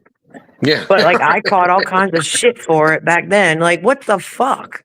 For 25 fucking years, I've been preaching the same shit. And I've said this before, so I'll say it on here. Like, these people like, you know, Theo Vaughn, and these people like Dan Balsarians, and all these Nick Fuentes, like, how the fuck did you just become relevant when you've come with this mind frame after 4 years of, well, even some of them, not even 2 years talking about Zionism, but I can't even get on a talk show for doing it for 25 fucking years. Well, you know what I mean? Okay, so Theo, he's from Covington, Louisiana. He lived like an hour away from me. I don't like that guy. I don't like people that. He was a full-blown, he was like the family disgrace, right? Yeah. Like, he went on to where he got his relevance was on Real World. Yeah, I remember like that. He and not even that, like, he was just a wild card, right? And he doesn't lie. He lives his truth, but when it comes to other stuff, like outside of his own personal experience, it's scripted. Yeah, but is it really the truth, Katie? Because here's the thing: we know from living in society, people like me, people like you, people like Jedi, we speak the truth all the time. Why aren't we in those positions? It's not because I can explain it. They don't. They're explaining. Listen to the people that have been speaking the truth for years. They want somebody that's going to carry a fake persona. Mm-hmm. And you know, a recent experience exposed that is fake people will only speak on truth when it benefits them. Yeah, but how do you come across the revelation in a year, not even a 2? How Katie's like, fucking Jedi, no. No, listen. It is because we are not willing to sell our soul to the mighty dollar. Yeah. I don't care about the dollar. I care about the truth. Fuck the dollar. If the money comes along because of me telling the truth, then it is what it is, but I'm not seeking money for the truth. Listen, the moment that you sell your truth for money, it's no longer truth. It's bought and paid for truth. Yep. You no longer own that truth anymore. It's bought and paid for. And another thing is like, I'm okay with being irrelevant. I'm okay. I don't need validation from others to be whole. I am myself. I'm selective with my energy. I walk on my own. I can carry my own. Like, let's use this Donald Trump shit, for instance. Like, I've always, and I've said this from the fucking day that I voted for the guy the first time, I don't like Trump the person. I can't stand. A box of rocks could have been running against him. He's arrogant. Yeah, anybody could have fucking. I'm a woman, okay? I am a full-blown woman. And I am aware that, could you imagine a woman going to, I don't know, Iran and having a serious conversation and these men actually take them serious? No, they won't. As soon as she leaves, she'll be like, okay, now the men can talk. Yeah, exactly how it is. But you get to this point where like there's very few of us in this world anymore. Like I think there's like what 350 million people in the United States. I would be hard pressed to say probably 10 million of them are free thinkers, and I'm probably giving a few. You're giving them too much. And the thing is, like, we don't, in the back of our minds, we rationalize things. It's not. For instance, people get on here and say, "Oh, Donald Trump didn't do this in your timeline, so now all of a sudden you're upset." These things say, "No, motherfucker, he set the timeline. He said on day one. That's a timeline he set." So fuck you if we get pissed off because somebody didn't look. I operate on promises in my life. If you make a promise to me and you break it, you know what it is? It's accountability. It is. I'm holding you accountable for your own bullshit. If anything, I voted for the guy. I should be the one holding him more accountable. Yeah, but you know what? I mean 99% of people are emotionally driven. Mm-hmm. And they're very surface level. So it's what's in their face at that time is where the knowledge stops. They can't apply principle to several different contextual variables. And I don't understand why. Like the principle is still the same, and I'm just principle driven. So yeah, I don't get emotional. And even whenever like the Charlie Kirk stuff, right? That was emotional manipulation on a grand scale. Yeah, I mean, like we could talk about the Charlie Kirk thing. I just always thought he was a religious extremist, and I don't subscribe to religious extremism. It's the same difference as a white supremacist to me. Yeah, it's the same thing as a Black Panther to me. Every faction of society has a form of supremacy. Like even with my religion, they have people who are Mambos, they have people who are Mambas, they have people who are priests and all that nonsense, right? Like, but then you have people like me who are the rogue character. They kind of fear me because they know I'm the real deal, but they need me because they know I'm the real deal, but they don't want to fuck with me other than what I'm good for because they fear me because they are emotionally driven where I am principle driven. So we get to the point where we get to the point where, you know, the extremism, when you have so we know this guy, Charlie Kirk, he liked to go to colleges and debate people. And I thought debate was a good thing. I won't take that from him at all. But when somebody tries to have a debate with you and you end it because the Bible said so, you've automatically lost the debate. I don't care how good it was. Yeah. I'm talking about a book that was written 1,300 years supposedly after Jesus's death. How am I supposed to find that to be the law of the land? Like, I don't get it. Why nobody, like, I didn't grow up with a Bible in my face. I learned it for myself whenever I was in my from like 16 to 25, like dissected that shit, right? But I have origin stories that I was raised with that corroborate, but they're a little bit different. And it's like, okay, so this book is a manual. It is a syllabus. It is not set in stone. And the whole thing with the ending it with the Bible. Well, why is it that nobody wants to take into account that King James wrote that for his own political agenda? He did. And he wrote the book on demonology before he approved the King James version. King James rewrote the Bible in order to control the populace. Well, he did. Oh no, he wrote it because he wanted to be able to unalive. He wanted to be able to get a divorce. Well, I mean, not only that, but if you look at the rules, like how it was changed, like you actually go back and you really look at it, it was actually to control the populace. That's why it was actually introduced as a worldwide scale. Why do you think the Romans did what they did? See, the Romans fought Christians for many, many years. They hated them. They could not beat them, stand join them. That's what they had realized. Look at the control that Christianity has on the people. Oh, let's become Roman Catholics. Next thing you know, they have all the control. Well, the Vatican. It's a cult mentality. It is. Well, the Vatican is a world dictatorship. It is. The Vatican is the head of all Abrahamic religions. So that is Islam, Jewish, and Christianity as a whole. And Christianity has hundreds of subsects, but they control the pen, and they are a world dictatorship. And this is how I've proved it. No, you can't. But because think about it. You have to have, now this don't make no sense if you actually think about it. But here we go. You have to have a pope is elected by a clergy of appointees, and you must have some form of a lineage to St. Peter. But yet they all claim celibacy. So how is there a lineage? One of the 13 families are the only ones that have any say-so anyway. What are they called? The Corsini or some shit like that family, or Orsini. Yeah. They are the ones that control who gets voted into the popehood anyway. Let's and the Medici.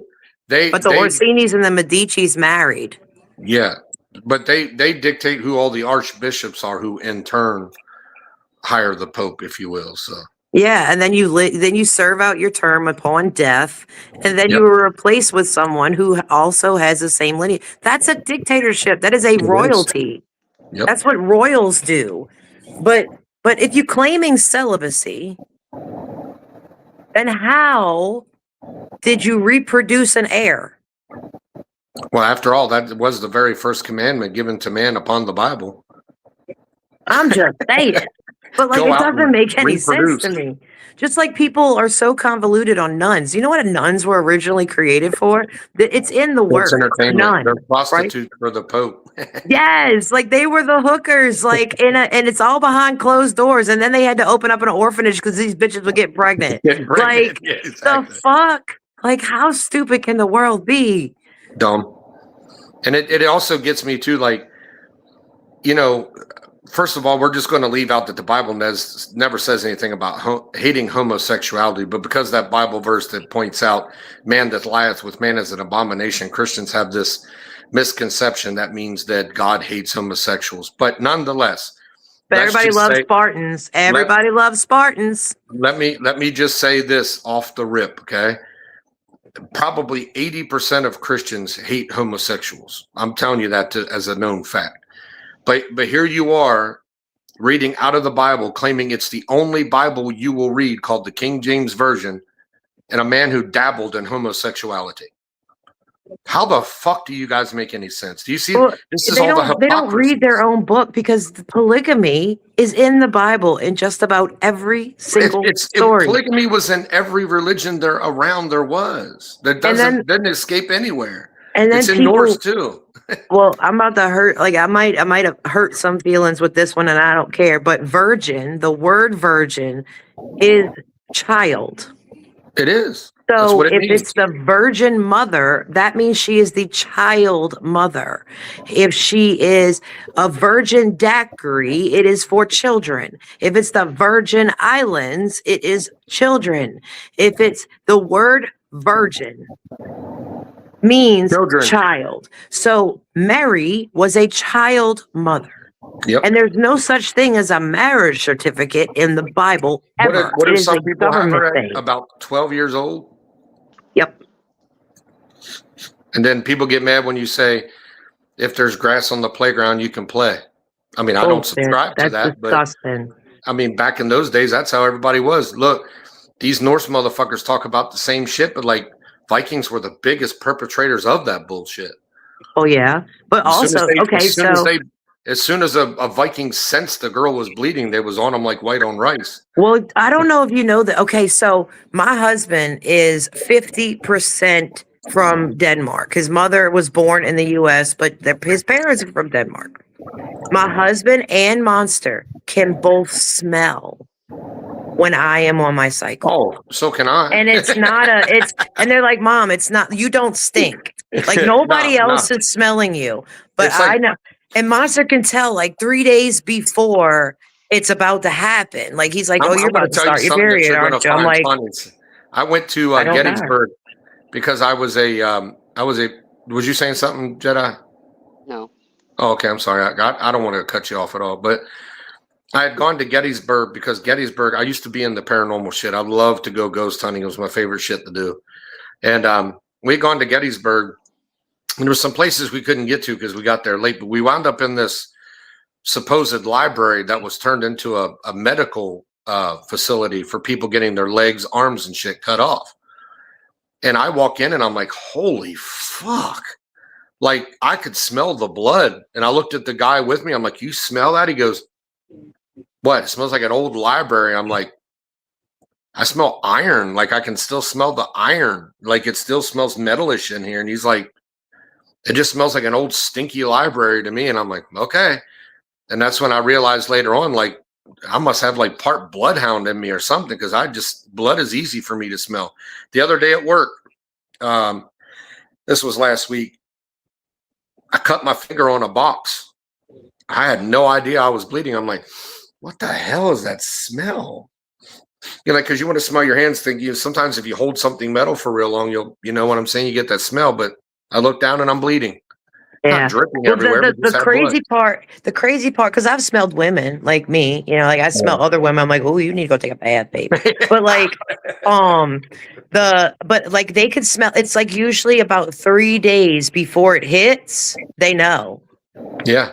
My husband will come home with fucking brownie shit. Yeah. 2 days before I physically start showing signs because he knows I'm gonna kill somebody tomorrow over brownies. Fucking Jedi. Bitch on a murder rampage over some goddamn brownies. Bitch, I dare you. I'm on my period. I'll stab you for them motherfucking brownies. I have 3 daughters. I know that feeling, and we called that Shark Week in our house. and the guys hid because the women were on a rampage. And they stink. It's so funny. At me and he goes, "Why are we hiding?" And I said, "When you grow up, son, you'll understand." He knows that when the girls are now. He knows a couple days ahead of time. Yeah. And he's already he's vampirizing in his room. He hides. Like, nope, ain't happening to me. Well, you know what's funny is so you know, my brother Joey was the one who told me why the electronics don't work for me. He's like, you vibrate too high. You need a woosah, bitch. But I was sitting there and I'm fucking aggravated as fuck. And a girl came over and she had just got off her shit. She was over here for like 4 days. It started again while she was here.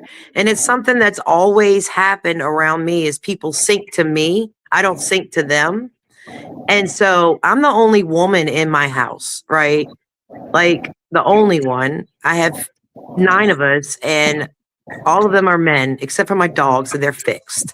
So, but it's so funny because they all walk around on like high alert.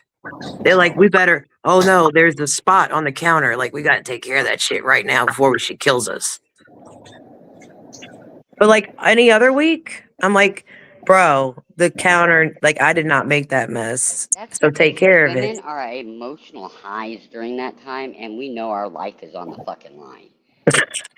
I don't get emotional. I'm just direct as fuck. We know. That will kill somebody over a brownie. Yeah. Okay, see, point made. And you wonder why we're all hiding.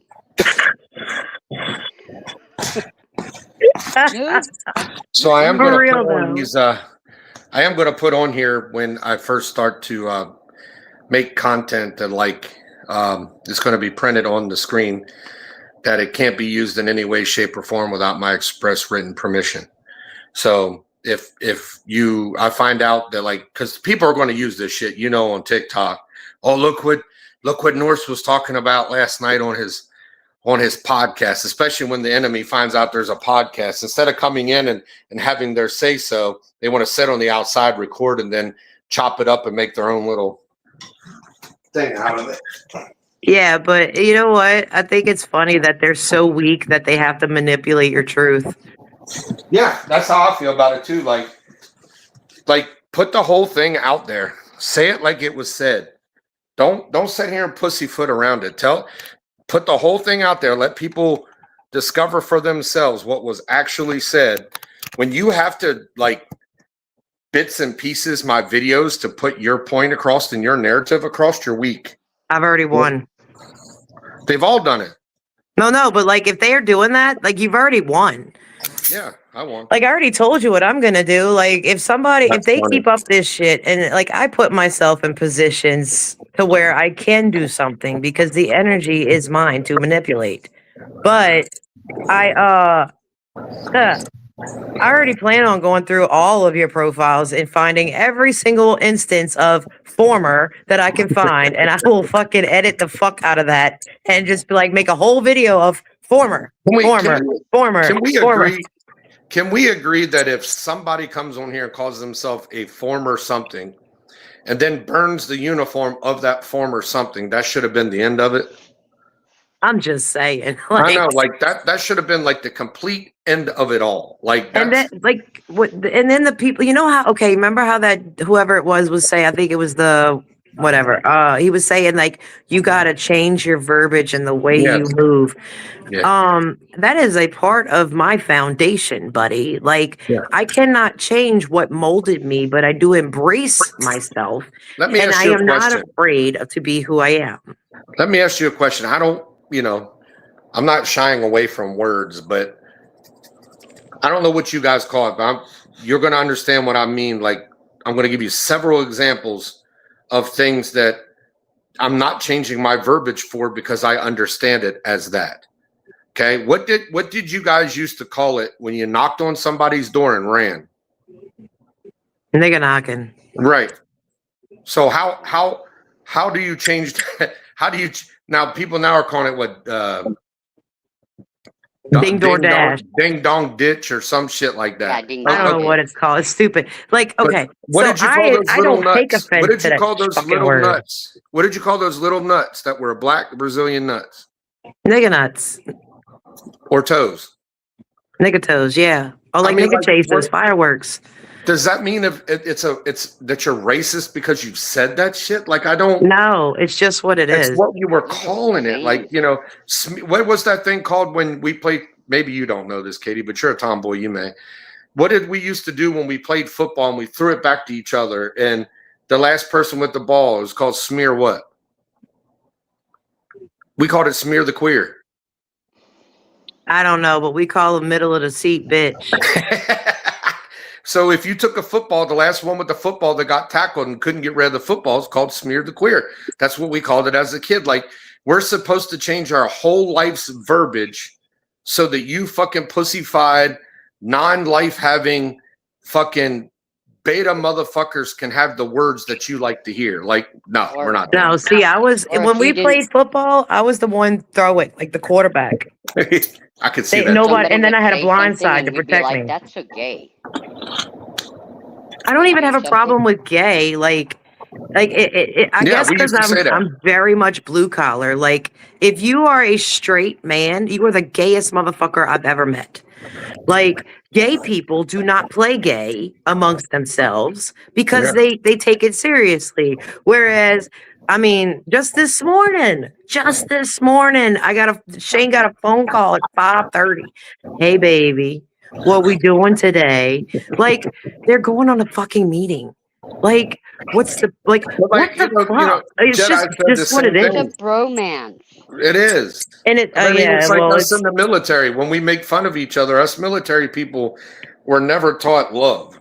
So our only way of telling somebody from another military we love them is to call them like a zoomie or a squid or say some kind of stupid fucking military joke. And that was our way of saying I love you without saying I love you. You know what I'm saying? Well, you know how you say I love you? Like right before we're about to go into have fun, don't die.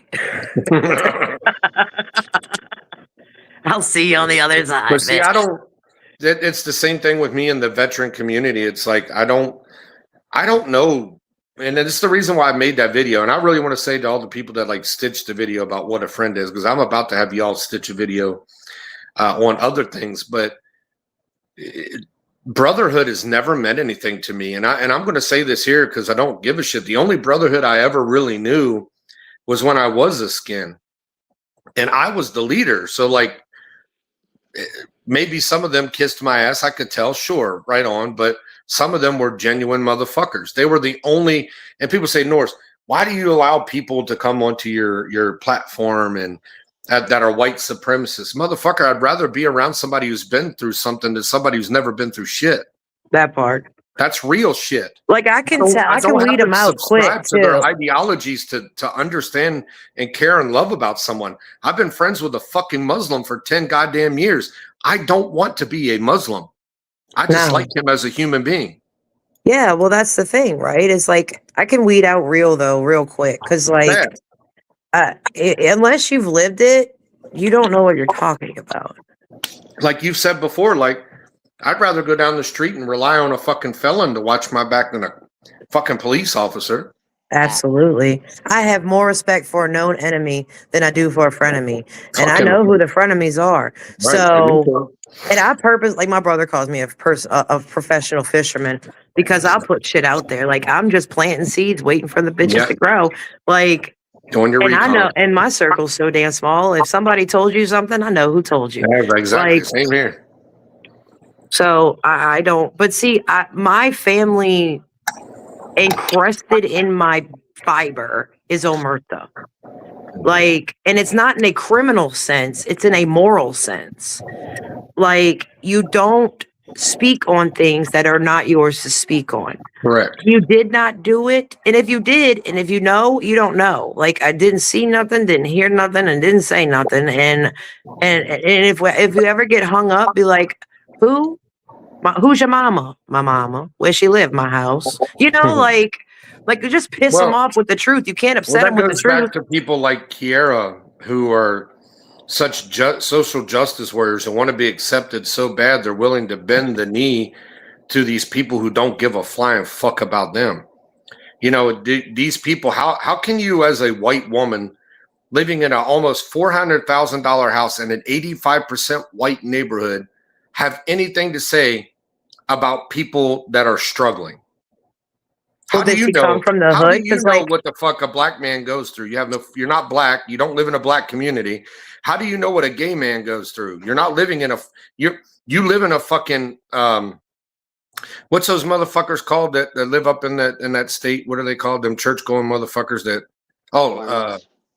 Jehovah's, no, they're not Jehovah's. Oh, they're Mormons. Mormons, thank you. You live in a fucking Mormon ass town that has probably 0 fucking gay people in it.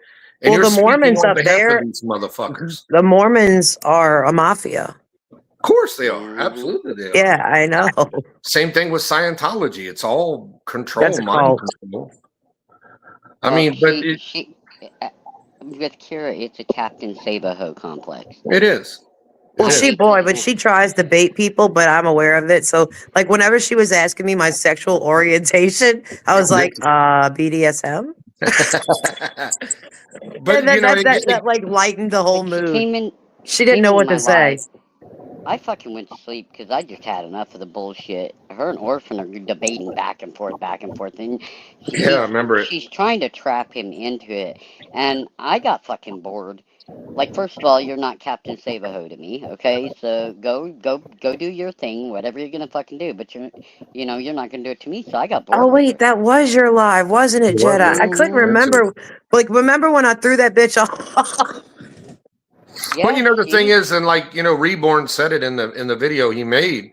He hit it perfectly on the money. Like, you contradict yourself at you go in. I'm just saying, I'm just asking. No, you're not. See, people do this. It's called manipulation. They tried their best to ask you a question. They think they're going to get a certain answer out of you. But when you have intellect and don't answer it the way they want you to, okay, so let's think about it this way. Re-ask it a different way. Right. It's expecting a different answer. Well, that's circumlocution. That's like the primary. That is the foundation of what the Liberal Party is based off of. Yeah. is they never answer the question, and if you don't answer the right way, they ask you the same thing in a different way. But they and call you expect a every different name in the book, answer. but they can't That's call you both wrong. parties are that way. They call you every name in the book, but they can't call you wrong.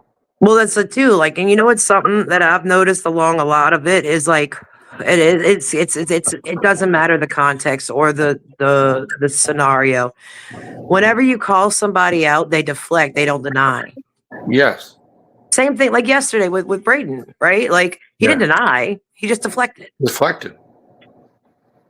Yeah. And it's like when you come in here and we were having the argument. I don't want to get too much into that personal stuff, but we were having an argument and he would say, because you do this all the time. And I'm like, do what all the time? Never mind. Just no, because you don't know. I don't do that all the time. Like hold you accountable. He doesn't understand. He doesn't understand, Katie, that everybody around him, he keeps catching everybody around him in lies. All these people he think are better people than me, he constantly catches them in lies. He caught his brother in a lie. He's caught his mom in a lie, like full red-handed lie. And then it comes back to show that I'm the one telling the truth, but he still thinks I'm a liar.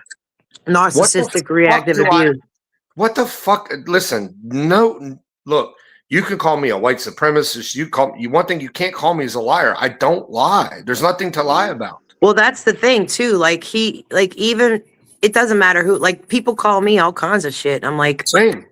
I meant it. Like yeah. Like you can't use me against me. I know me. Like I'm cool with that. Like I'll do it again. Like where are we getting at with this? Like the fuck?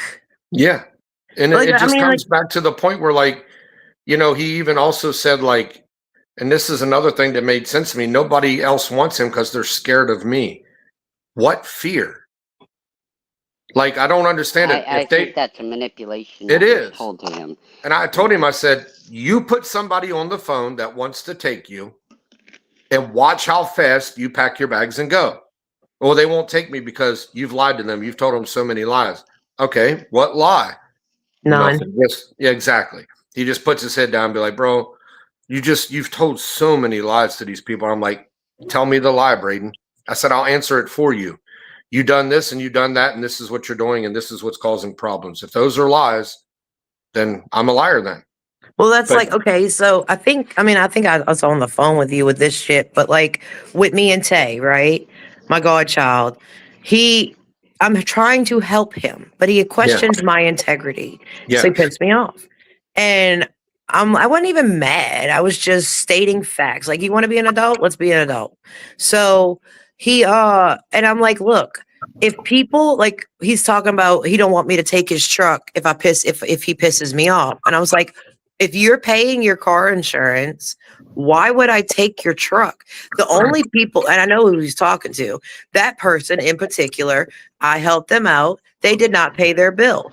How am I any different? Why is it okay for me to deal and have to pay for your negligence? But like if you pay in your light bill directly and you don't pay it, your light bill gets cut off, doesn't it? If you don't pay your cell phone and it gets cut off. Well, he was talking to me. Go ahead, Jenna. I think that's common sense, but I think that because people think that because you're family that they're entitled to a certain. Same. No, see, I'm the asshole. Well, like for him, he sat here yesterday and he told me. I said, Braden, I said, let me just ask you, what is it that you're trying? What is it that you want? And he told me what he wanted. I'm like, I gave that to you, Braden. And I gave you warnings. I know. And I fucked up, Dad. And I'm like, and then you fucked up again. And then you fucked up again. And then you fucked up again. I said, you know, the biggest problem is you and that girl. That's your biggest problem. I said, I've told you about the vape bullshit, whatever. I said, what? He's like, I think you're being too hard about the vape. I'm like, okay, what do you want about as far as the vaping goes? He's like, I don't think it should matter if I'm in my room and vaping as long as you don't come in and catch me vaping. I'm like, what? I've caught the vape, so that's not going to work anyway. You're still putting it out there. I caught you with vapes several fucking times. Like, I don't. Yeah, but that right there is a walking on a fine line. Well, no, it comes to like So I know where he got that from. He either talked to his sister or talked to his mother. Because so what his mother used to do with his sister Alyssa, who's never lived with me, she don't want to live with me because of the rules. She couldn't vape and she couldn't have sex with her boyfriend. So there ain't no way she lived here. And that's what Mandy had told me. His mom had told me, like, hey, with Alyssa, it was just hard for me because I vape and I smoke. He's like, she was like, I was to the point where, like, do what you want to do, but if I catch you with it, there's an issue. No, I'm not that way. I've never vaped. I've never smoked. So I'm not capitulating to that kind of shit. I'm not going to make that kind of agreement. So this is how this all ended yesterday. Okay. We sat down, me, him, and my wife. We had this conversation. We told him what the problem was. He was already to the point. He does this all the time, Katie. He really does. I feel like he gets it. I do. And I really feel like he's sorry about it. I really, truly do. And I know it has nothing to do with getting caught. I really feel like he's sorry for the shit he's doing. But somewhere along the line, something unplugs. And he doesn't remember how it felt or pays attention to what the punishment was like, because he's like, Dad, the punishments are so long. I'm like, Braden, they started out as a couple of days. They went to a week. They went to a couple weeks. Then it went to a month. I'm like, the lesson is supposed to be like, fuck, this sucks. I don't want to do this again, but you're not getting it. Well, okay, it works in the same in the judicial. He don't get that either. He don't get that either. It starts out as a week till you see magistrate. Then, okay, so then it starts out as 2 weeks, time served, you're done. Yep. Then it starts with a month, then it's 3 months, then it's 6 months, then it's a year, then it's 2 years, 5 years, infinite. 10 years, 15 years. Yep. Like, get off the wheel, bro. The definition of insanity is repeating the same shit, expecting a different result. I said, you're fucking acting insane by keep doing this shit. I said, and I asked him the definition. He's like, Dad, you said this 100 times. I'm like, I know. But now I'm gonna say it 100 times more till you fucking get it. But now you got me insane. I'm doing the same things over and over again, expecting a different result. I said, and I'm not going to be insane. Well, like I told you, you got to do something different because what you're doing ain't working. So here's the thing. So this is where this all wound up yesterday. Okay, me and my wife and him, we all sat down, and I said, Braden, where do we go from here? He said, Dad, if getting all of my stuff back and means that I have to call this girl up and say it's over, I'll do it. I said, you're going to be taped. He's like, I'm doing it this time. He's like, I will cut off contact with this girl and I'll do whatever you told me to do about vaping. I'm like, I've already gave you that option and it didn't work. He's like, yeah, but now I'm going to hold myself accountable. I'm like, because you make the rule now, it's a different accountability. No, it's accepting the role he plays in his own life. I said, I'll do this then. I said, fuck it. Let's do it. I said, my grandma used to say, you give a man enough rope, he'll hang himself.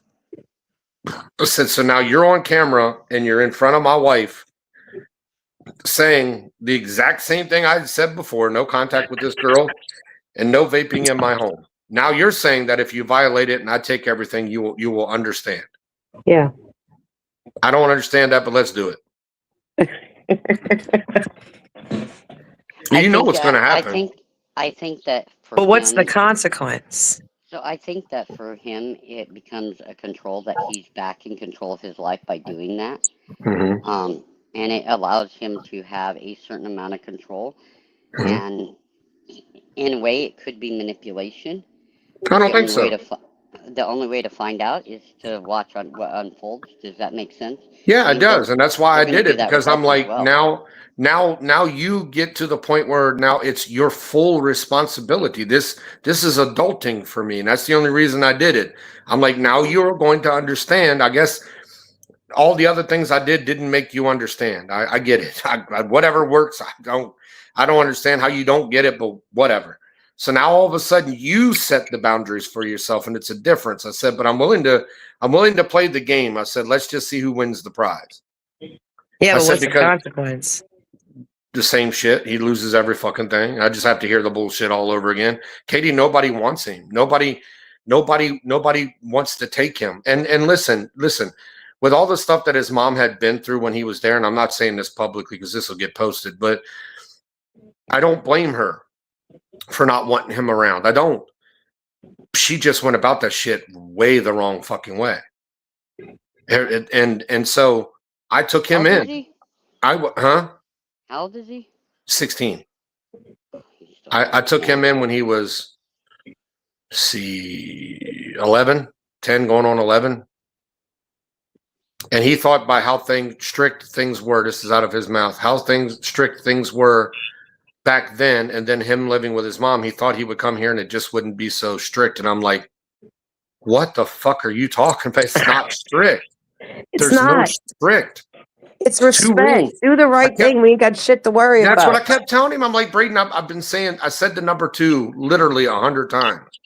I said, do you realize we are at where we're at because you can't follow 2 rules? I said, I could make 30, 40 rules for you to follow. And then you'd fail them all. You can't follow 2. How are you going to do 30? Well, you know what's funny too is, and my boys understand it because I've kept it real with them since day one, right? So have I. I've always kept it real with my kids. Even the girlfriend situation. Same. Okay. Like Monster, because right now, my godchild Lestat and his girlfriend are staying here, but they live together already. His house is way, way, way over there. You say Lestat like you got a vampire name and shit. All that good happy shit. Yeah. But he's a blood baby. My family is a cryptid family. I don't know what to tell you. But right. So he anyway, but like Monster doesn't understand why they get to live underneath my roof and play house where he can't. I said, because you're my child. Yeah. I want they already have he's paying rent on his apartment. He's over here because it's closer to work. But unless someone is paying the same amount I pay to play house, you ain't doing it here. Well, I mean, I told him I'm sitting here. Go get. I told him, I said, Braden, I said, you have to understand that, like, this is my house. This is her house. I make the rules. My wife comes second in making the rules. Most of the time, it's not even really that way, but that's just how it's going to be because you're my child. Well, y'all are in agreement too. Yeah, we're always in an agreement. Like, she's dead set against this. Like, she said, I don't agree, but you're going to do what you want to do. She's like, and she's always been right, unfortunately. But anyway, and I said, you know, shut up, Katie. Nobody has to. But girl power. But anyway, I said things would be just a smidgen bit different if you had a job and paid your way in this house. I was like, don't get me wrong. Not a lot's going to change, but there are going to be some differences. I said, until then, like you have no control. You don't control nothing. No, you don't. And I told him, I'm like, if you want your room to be completely private, get a job, pay for that room and say, Dad, here's, so the rent here's $800 a month. You take up one room of the house that is yours personally. You pay $100 a month. A week. Okay. But if you paid, I didn't say it was set in stone, but I'm saying, let's say you pay $100 a week. A month. That's your room. I'll give you your privacy. I said, but that doesn't mean you're going to be able to do what you want in your room. That doesn't mean that. Follow within like that. Now it's moving over to the law. Yeah. So that's fine and dandy. Go ahead. Pay me half. Like you're renting a room. I rent a room as well. It's $800 for the whole thing. So if you want one of the rooms to be completely yours, then it's $100 a week. So, but that doesn't mean that you can break the law. Yeah. And here's the other thing that changes that he don't like. My wife is no longer going out and buying you your snacks. Like from now on, you make money. Your snacks are up to you. You'll be fed here because that's Oh no. See, they're not ready for this. Remember that shit whenever I was telling my kid, you ain't ready for this one, nigga. I'm gonna fuck you up. Yep. Like you know what ain't free? Cell phones, cars. You got money to spend? Trust me. I'm getting there. Trust me, it's getting there. You know, my wife pulled on the kid, my son. What? She wrote out a lease agreement. Oh shit. Because he was pulling shit. My son has autism as well, and she wrote out a lease agreement. And at any point in time, you don't pay your fucking rent. You're out of here. You're bounced. Yeah, well, that's life. Yeah, it is. Well, and you know what? But they think rent. Because you're the parent that you have to tolerate that. No, you don't. Not if it's an adult. But you know what he expects now? This is what he expects now. Like, he told me, so Dad, if I go get a job, how am I going to be there? How am I going to get there? I'm like, Braden, you're going to have to find a job, and here's my hours. Here's Janine's hours. You're either going to have to work around them hours or walk. Uber, buddy. Uber. He's like, bro, I'm not walking. So like, there's a Dollar General up here that's always fucking hiring. It's a mile up the road. He said it was going to take an hour and 40 minutes to walk a mile. A mile. A mile. That's Is he a funny. fucking turtle? He must be. I think the turtle would do it faster.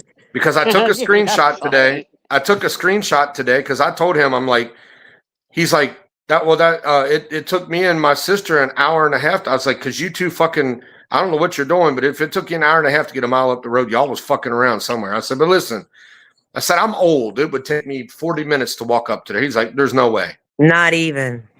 It would. It would take me. It depends. If my feet don't hurt like they are now, because I think I broke a bone in my foot, I could walk that in easily 30 minutes. No doubt about it. I'm going on 51 in 4 days. All right, I can still clear 8-foot walls. Okay. Yeah. Like, but we get. You so have then no he goes. Fucking reason to not walk a mile. He's like, so. To go to he's work. like, if I get a job, you're not going to take me. I'm like, no. If I can. He's like, well, so. This is the thing, right? He's like, so. He's like, well, what am I going to do if I can't? If you guys can't take me to work? I'm like, Uber. Uber. This is your responsibility, not mine. I say, Braden, I'm not taking 3 hours off of work and losing money so you can go work. I make X amount of money per hour, which is going to be a whole lot more than you. I'm not taking away from my family to take you to work for half of the money I'm not going to get back anyway. Get a fucking bicycle, pedal Hold your on. ass. This too, okay? Wait. Rent does not cover lights, water, gas, internet, food, toilet paper, paper towels, soap.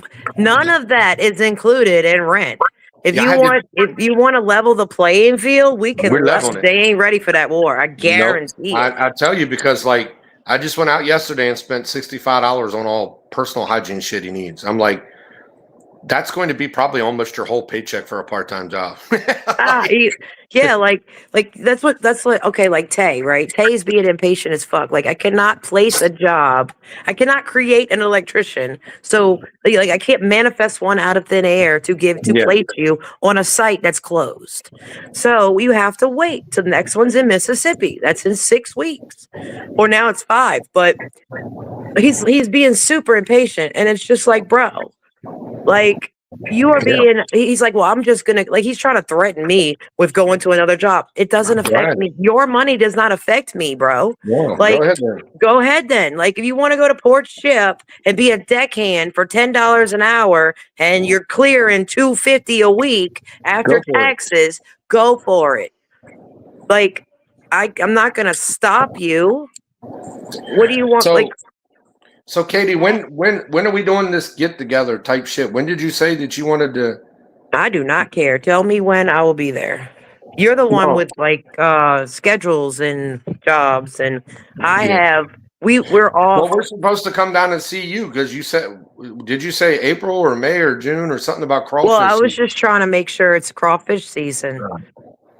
So when is that? That's what I'm asking. It ends like mid-May. Oh, okay. Have you made him earn what he gets from you? I mean, I hate to say this, but there are some kids out here that they don't learn a damn thing until you make them earn it. Well, all humans are that way. I told him that so here's the thing, Jedi. And I'm not asking for a pity party or like I'm being a dad. I grew up not having the best of things, okay? So I have one kid. I'm like, I think I can manage having my kid having quote unquote the best of things. Okay. I'm not rich, but 2 times a year, this boy gets $200 pair of shoes. Me and my wife are going on 2 and 3 years with the same pair of shoes. Yeah. And twice a year he gets clothes, which honestly racks up to about $300 each. So every year I'm spending $1,000 on this kid, making sure he looks good. And let's not talk about his fucking haircuts, because you can ask Katie. My boy's hair is not normal. my boy's got Dominican type people hair, and I guess it's the native in him. But his haircuts are $60 minimum.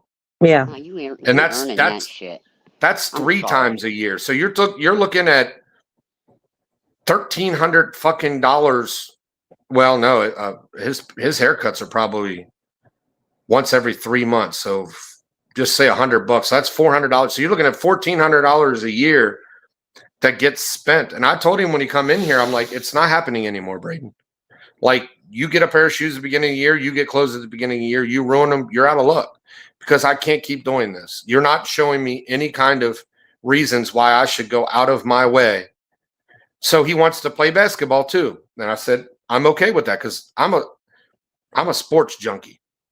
Well, that too costs money. So if I'm going to invest in you, don't waste my time and money. That's what I told him. So, well, my question in all of this is, because I have 5 children. Where's the return? Like, I hope that I'm not overstepping the boundaries at all. But me and New Orleans have had this conversation on a live where she invested in her children, and there's a return.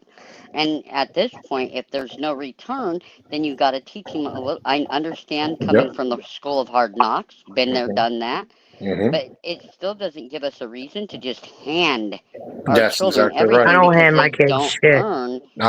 I don't either. I mean, the kids have played this game because of the whole divorce. Like, they've played both sides extremely well. Like, they're very versed in getting what they want through one side or another. But that's manipulation. I know, but when I ended that, none of them talk to me anymore. Of course, because you're no longer useful to them. Exactly. So, well, just like my daughter Alyssa. Come here. My daughter Alyssa is 19 years of age. Okay, when she was 17, this was a couple years ago, maybe 16. I'm pretty sure it was 17. Hold on one second. My kids are all filthy. Like, they do not take care of their rooms. Like, their rooms are.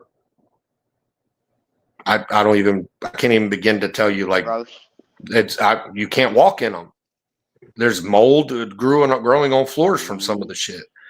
And her mom had called me over and said, Dwayne, come have a talk. I'm sick of this. So she had called me up before all that happened. Alyssa did. And she's like, Dad, can I just come live with you? I'm tired of this shit. And I'm like, absolutely. But what's going on? And all of a sudden my phone's beeping in the background. I'm like, give me a minute. So it's her mom. Get down here and tell her to clean this damn room. I was like, Mandy, so I don't make a trip all the way down there. Can you just like put me on video? Let me see the room. Holy shit. Like, so I'm like, I'm on my way. I get down there and I was like, and Alyssa's sitting on the couch. I'm like, why are you not cleaning your room? Because I don't feel like it right now. And I'm like, that's not an option. Long story short, I said, I'm going to come back here in about 3 hours. If that room ain't spotless, I'm putting you over my knee and I'm belting your ass. I haven't heard from her since then. She showed up. That's accountability, the avoidance. They showed up.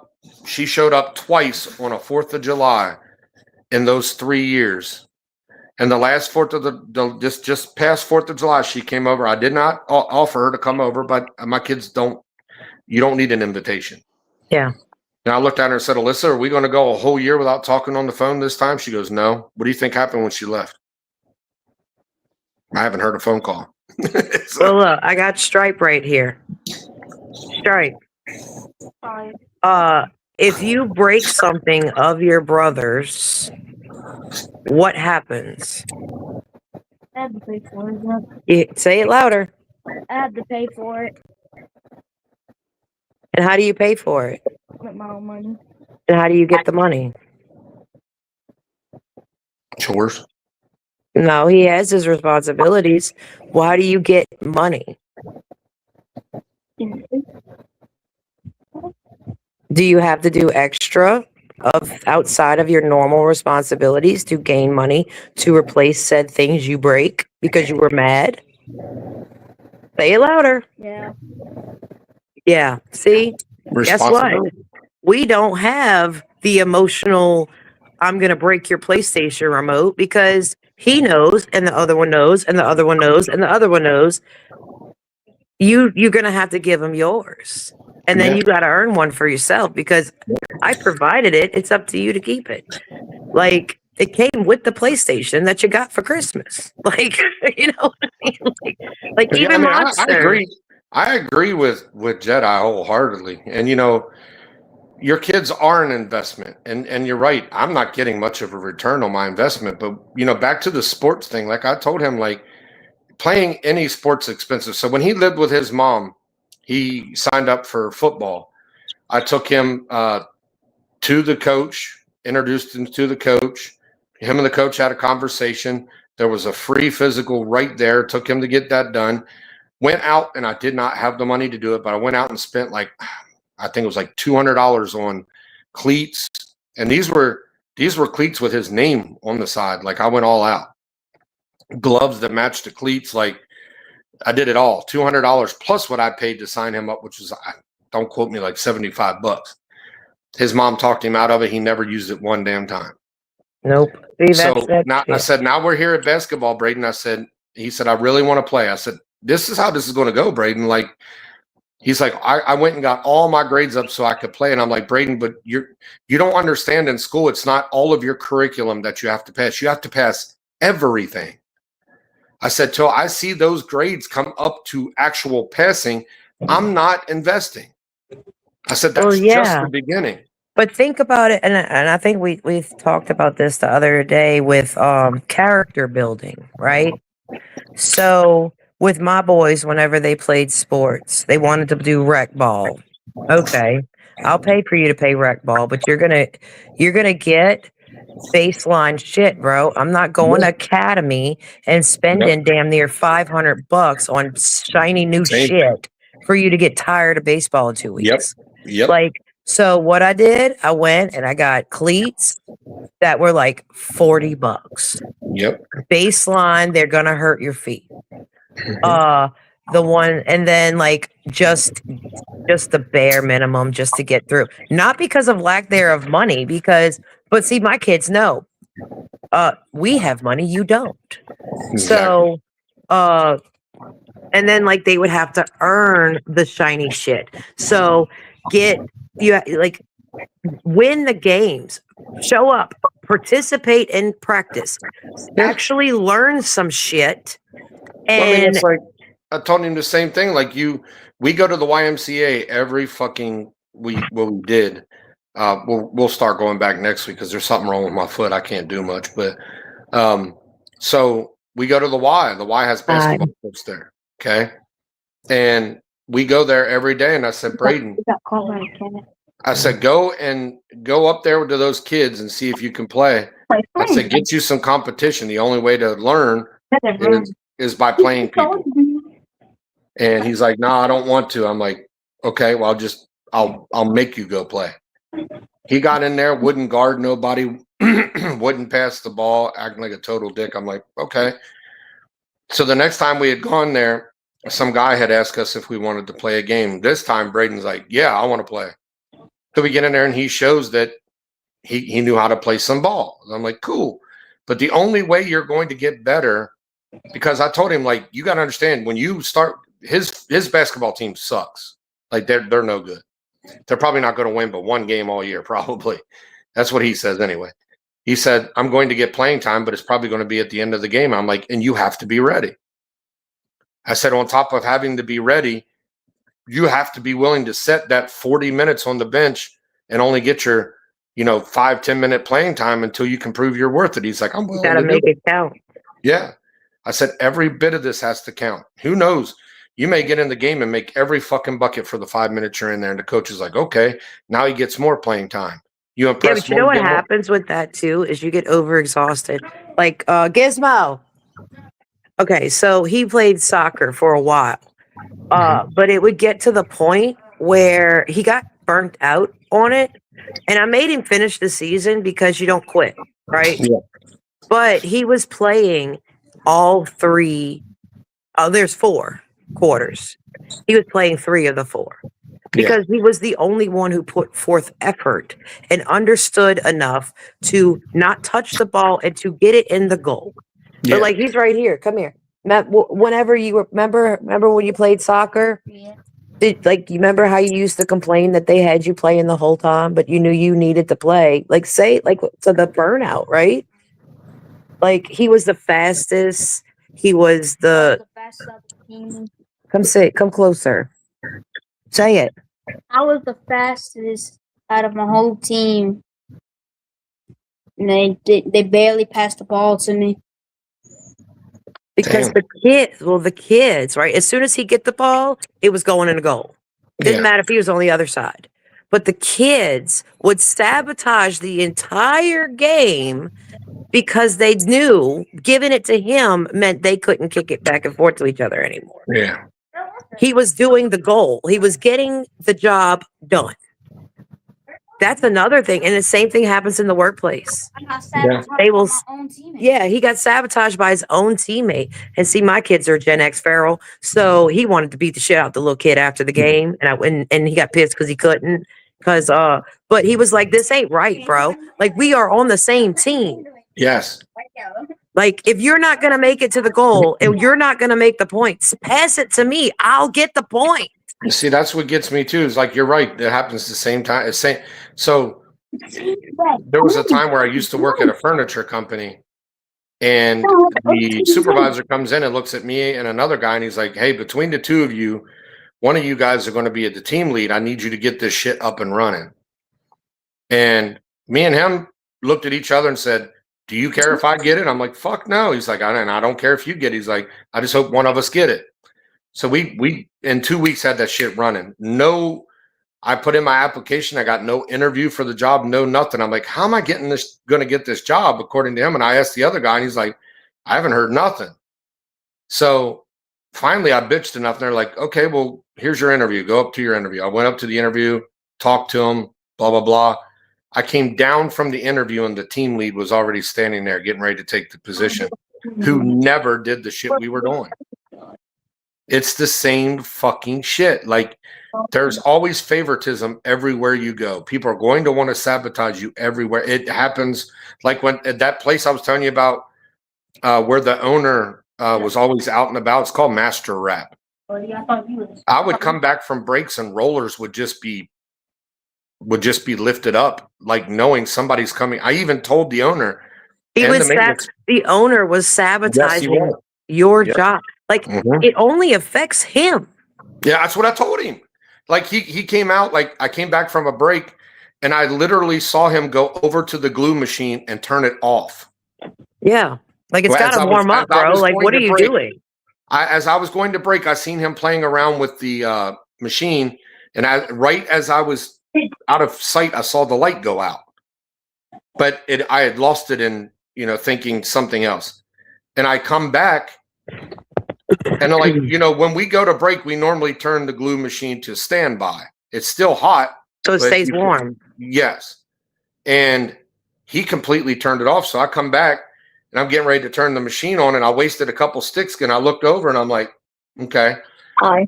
I turned the fucking glue machine, and as I'm waiting for the glue to get hot, he literally walks out and goes, why are we wasting material? And why are you just standing here not doing anything? I'm like, because I watched you turn the glue machine off. And he just turned around and walked away. Yeah. Like, what do you have to benefit by sabotaging me? He's not getting the pat on the back. If you do the job, he's not getting the pat on the back. He's not the one that's getting no. This is the owner he's referring to. He's the owner. But if the job is good, done right. Well, here's the problem, though, and on top of it all, the longer the job takes, the more he gets paid. Well, the problem was he would come over, and like, I had done this kind of job before, so I'm not dumb to how it works, right? Mm-hmm. But some of this stuff I have not done. It's too small. I'm used to doing bigger versions of it all. So there's more rollers to wrap the plastic around wrap the lamination around the plastic and whatnot else. There's a lot to do. It's not going to work the first time you do it. Matter of fact, he used me because I came up with the suggestion. Why don't we just leave it the way it is? Take the bars out, set it to the side, so that when we come back to this same profile, we just put the fucking bars in, and within 5 minutes we're running. When he had actually fired me, all of those were done. Of course. Exactly. He had to take credit. Absolutely. That's the thing with him. The whole problem with it is he would come over before any of this and be like, Dwayne, I think you need to do this, and I think you do that. It never worked. Nothing he asked or showed me ever worked. Yeah. Well, yeah, it happened. It doesn't matter if you're a kid on a playing field or you're an adult in a factory. And even like with us, right? Like we're necessarily, my husband does not consider himself any better than anyone else. And he doesn't Why? expect anyone to do something that he himself will not do.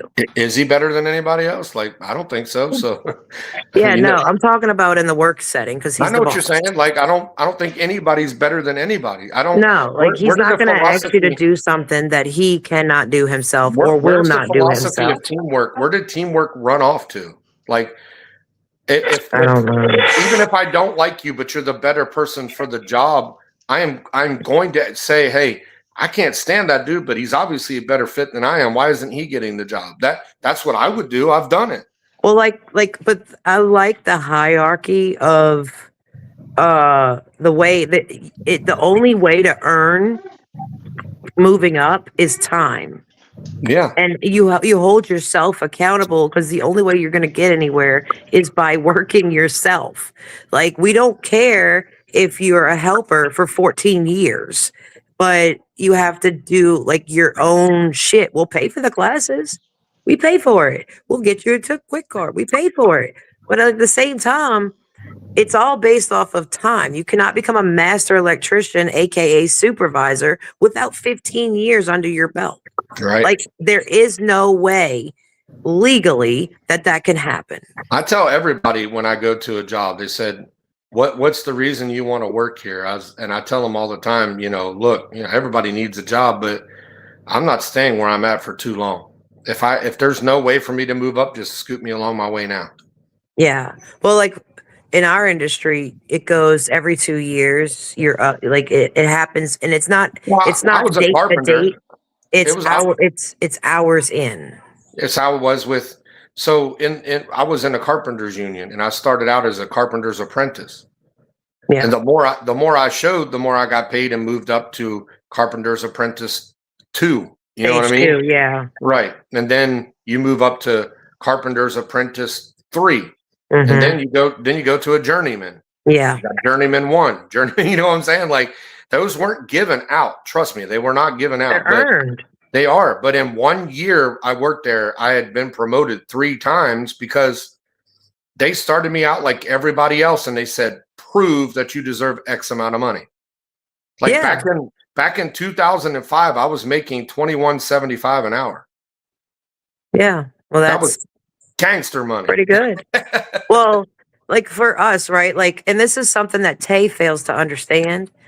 This industry is closed for a reason, because you have to have first off, we're dealing with 14,000 plus volts of electricity, but that's not where it starts. I'm not going to stick someone who has zero clue what they're doing on a hotline. I'm not doing that. But if it's just, I don't know, digging holes and laying conduit, which is a monkey could do, like I have no problem extending the olive branch, and then you learn along the way. Whereas Tay thinks because his Paran is the man that he should just be able to go in there and not have to have an electrician as his overseer because he's just Paran's nephew. Nobody's better than anyone else. Your Paran, just remember when we was doing we had an emergency shutdown and they were working from 12-hour shifts, 7 days a week there for a minute. And when it's emergency shutdown, the plant itself is shut down. They're missing out on millions of dollars a day so we can do what we're doing. And it's because they need it. They know it, so it's scheduled to where they can afford this gap of money to pay us to get our job done within a time frame. And then it's back up and running regardless if we're done or not. Time is money. Yes. But like on that particular job, there is a supervisor. Well, my husband, the boss, goes in and he's doing the electrician job. He is wearing the electrician hat and allowing his supervisor to be the supervisor that we have selected this man to be. It is trust. And Well, a I lot of trust people want this man favoritism. enough, and I'm just here to help. Don't. I'm not it. This ain't on me. You know, like it's just you can't have ego, and like because you can't go in Shouldn't that have bitch be ego like, anyway. I'm the owner. I could do whatever I want. No, you can't. No, you can't. And if you're trusting somebody to be your lead, then you got to back off, bud, and let them be your lead. Otherwise, what are they doing? Exactly. And that's men stepping on men's toes. And then you just don't do that. And Shane is humble enough to know he ain't shit. So I'm just here running line, buddy. Whatever you need me to do, put me on it. And like Tebow would be like, you want me to tell you what to do? And he's like, yes. And Tebow didn't know how to take it. Tebow still calls him. Where do I put the ice chest? He's like, wherever you want. It's your job site. It's Well, funny. we've been on here 2.5 hours. You know, you guys are the only two that showed up after I put it up there, but nonetheless, but I'm getting hungry and I'm going to bounce. It was only supposed to be tops an hour, but you know how that goes when all of us gummy people start talking. So Yeah. but come back later, both y'all. And remember, you know, we're going to. Oh, what is later? Because I have to schedule it. And I looked at the text, but I forgot already. It's 6 o'clock my time. So 5 for me. Oof. Yeah. Okay. Well, you don't How have do to. I play videos on this bitch? We can figure that out. Probably do. There's a way too. I'm sure of it. I need to figure because that video right there kind of. I know I can. You know what I mean? Well, I sent it to you. Right It would here's have an to be the intro host that does video, it. an outro video, a countdown. Yeah, it's the host who has that control of that. Yeah, I don't think you can do it. Well, I sent you the video that proves the 13 bloodlines. Yeah, and I'm going to start. I'm going to start putting my stuff in the background instead of all this other stuff. I want to put my exposed TV in the background, and then eventually I got some other things planned. But it took a while for my wife to get to work, so all the little tiny money I had saved up, I had to pay other shit. Now she's working, and we're going to be hurting for a few. But once that happens, there'll be a desk, microphone, and all that shit. Because I'm hoping this turns into something lucrative, as in worth my time. Well, you know what? Even with the desk and all of that shit, remember I told you like I get it, but like they never even responded to that request. Right. But TikTok hates me. It does. It does. Way fucking more than it hates me, and it really hates me. So I don't get it, bro. But you guys have a good one, man, and I'll be thinking of things to write down or maybe think of, and we come back to this later. So when there's a topic, we try to stay on topic as best we can. Because I know a lot of us. Best we can is an understatement. You're dealing with people who have ADHD and all kinds of other squirrely shit going on. Well, for me, it's like one thing leads to another, that leads to another, that leads to another, and then by that time, coming back to the original shit is too far gone. So you know. But anyway. And we need a safe word because you keep saying my government name. Pineapple, pineapple, pineapple, pineapple. Well, I'll just call you Slurpee. I mean, I don't. That's cool. I don't care what. Just don't call me my government name because just call me Creole or New Orleans or Slurpee. I don't give a fuck. Just on here, you calling me like we're on the phone. Like I'm gonna call her Blurpee. Okay, guys. That works too. Blurpee. Hold on. Let's see if this shows up.